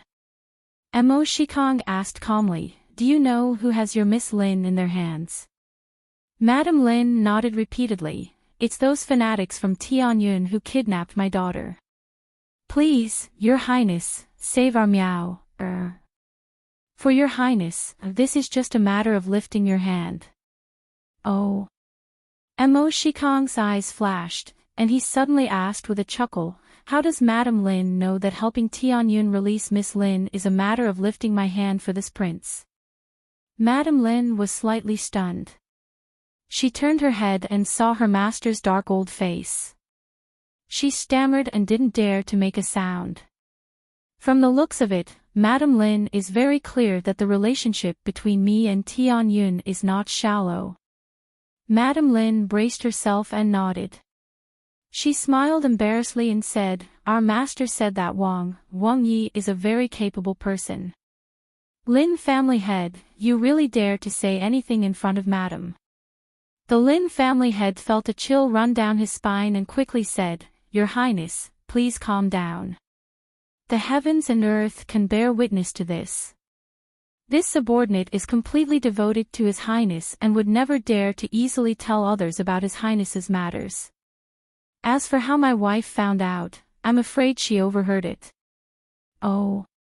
Mo Shikong sneered and nodded. Eavesdropping on Master Lin's secret, your wife is really amazing. He stood up and walked out, leaving a faint sentence, I don't want anyone to know my identity for the time being.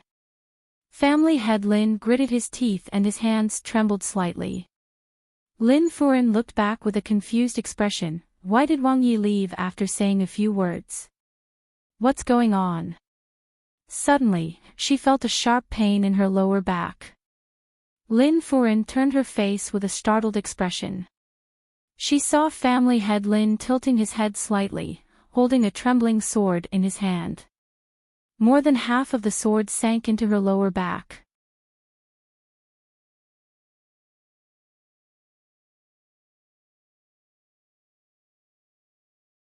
Chapter 53:27.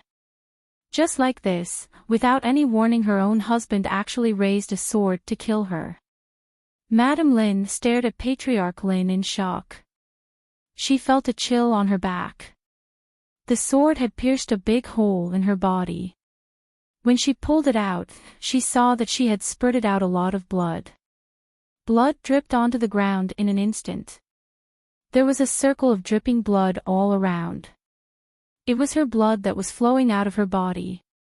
Madame Lin didn't know that a person could bleed so much before they died. Her face was full of astonishment and disbelief. She didn't understand why her husband would be so cruel to her out of the blue. However, she didn't have time to think about it. She felt a chill at the back of her waist, and her whole body fell to the ground, lying there heavily. Perhaps even until her death, she didn't know which sentence had thoroughly offended this prince and made him ruthlessly give the order to put her to death. The bloody sword in Patriarch Lin's hand fell to the ground with a clang. He picked up his wife, who had fallen to the ground with her eyes wide open. He couldn't help but feel sad. The secret relationship between the prince and Tianyun was a secret that no one could tell. Madame was like a blabbermouth. If she talked nonsense, she might ruin the prince's plan. Madam! Patriarch Lin cried. I only hope that you can control your mouth in the next life and stop talking nonsense. On the other side, Arbor and Wushuang had not reached the jewelry shop when they heard an angry rebuke behind them. Who are you talking about? Who is going to a brothel? Who is going to twist her hair and become a sister-in-law? The voice trembled with anger. The little crown princess was stunned. She held Princess Wushuang's hand and turned around to look. They couldn't help but look at each other. Don't talk nonsense in broad daylight. Someone appeared in front of them after a few words. Miss Bao was wearing a blazing red dress today. There was a trace of anger on her graceful face. She stared at Arbor and Princess Wushuang in a daze. She couldn't believe her ears. There was actually such a vicious and cunning woman in the world who was good at taking advantage of others. They actually criticized her behind her back and even said that she would end up in a brothel. They even said that she might strangle her hair and become a prostitute. You are simply vicious. Bao Zuiping was so angry that she looked like she was about to faint. Bao Zuiping's personal maidservant hurriedly stepped forward to support her, her face filled with righteous indignation. The two of you, there is no enmity between us. But today, you actually slandered my family's young lady behind her back. This is too unreasonable. Princess Wushuang blinked and asked, Who slandered your daughter? This was truly baffling. She and Jojo were just strolling around and chatting. How did Miss Bao, who had such a strange mind, turn it into a vicious slander? What did they talk about?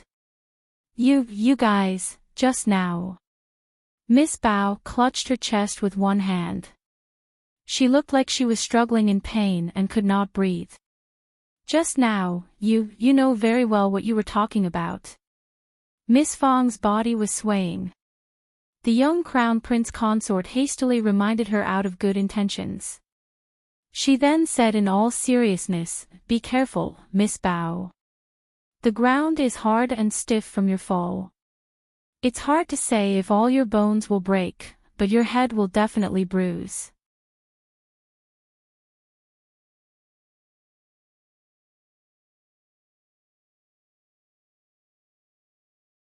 Chapter 53:28. When Bao Zuiping heard this, she hurriedly put on an appearance of being out of breath.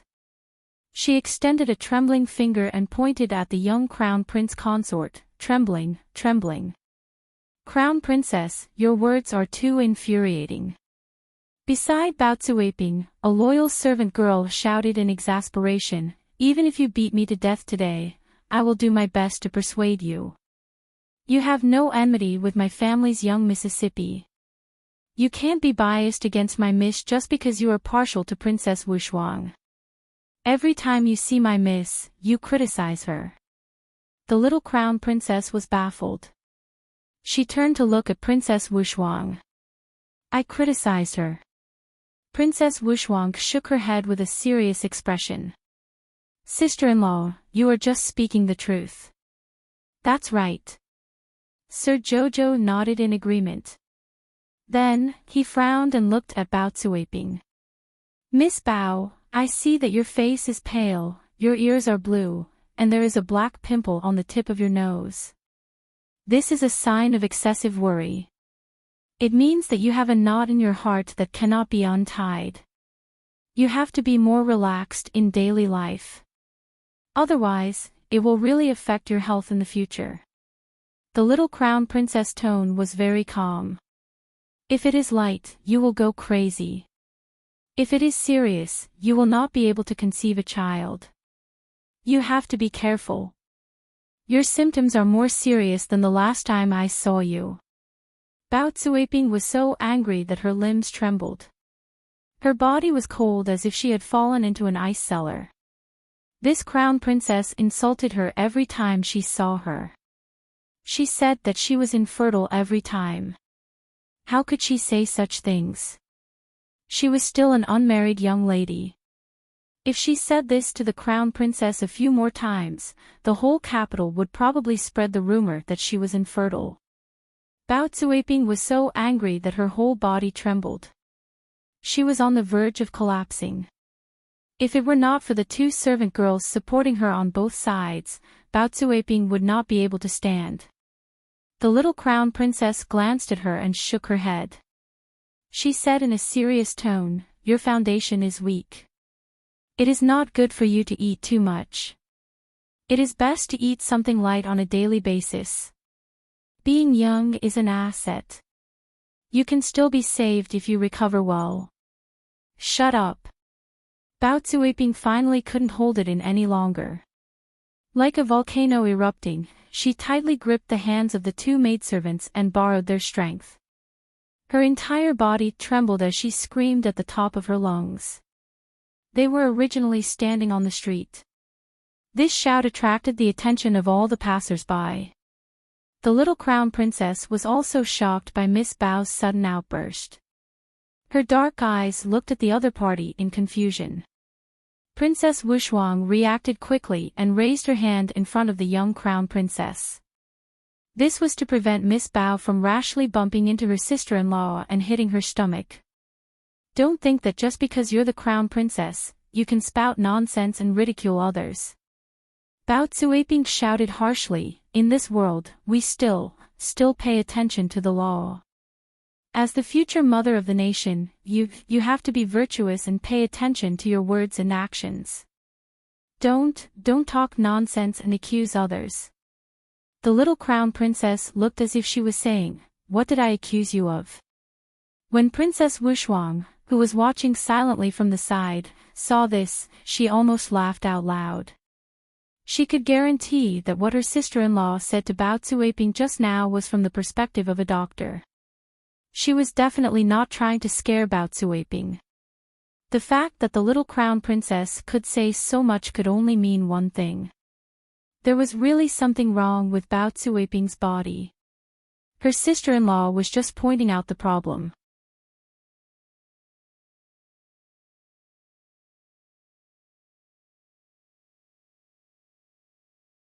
Chapter 53:29.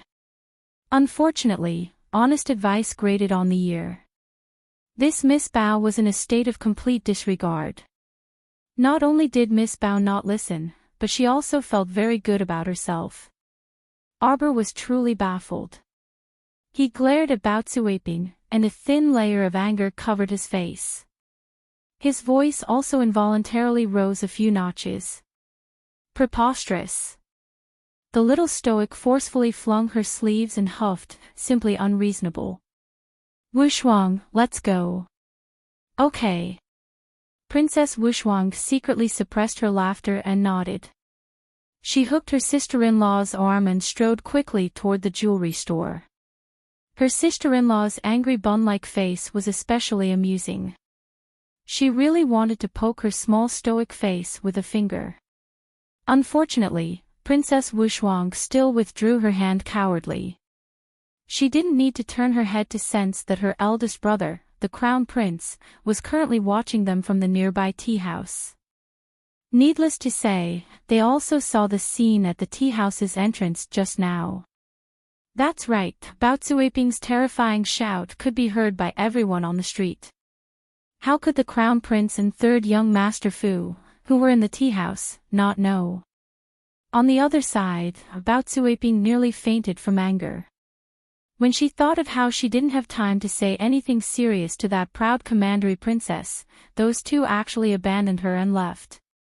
She was so angry that her chest hurt. She hastily instructed her two personal maidservants to support her tottering body as she followed them. This crown princess was simply arrogant and despotic. She was the unreasonable person.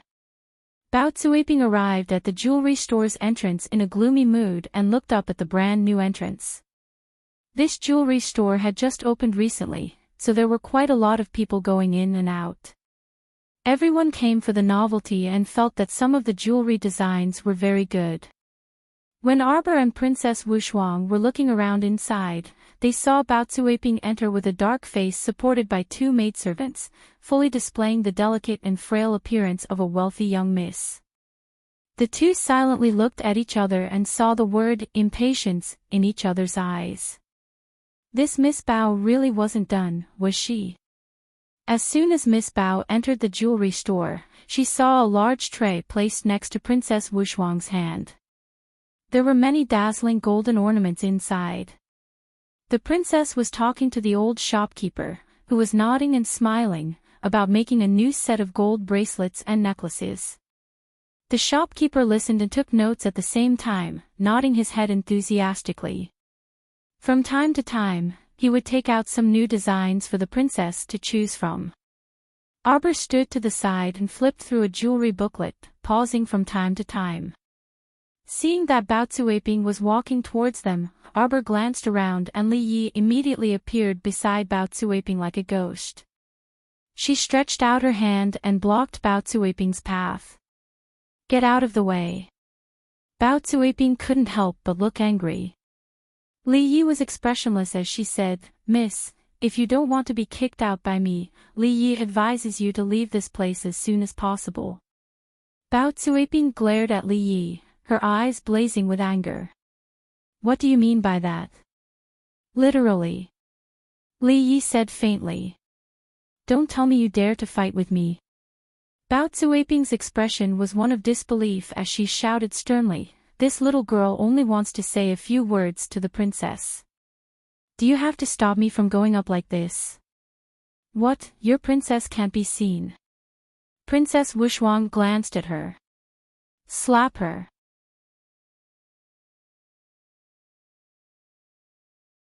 You're tuning into the LoveLore Library YouTube channel. We're so grateful for your support and don't forget to subscribe to join us on this incredible journey through captivating stories. Your generosity through donations truly makes a world of difference, as it's the primary source of revenue that allows me to expand and enhance this channel for you. Thank you from the bottom of my heart for being a part of this adventure.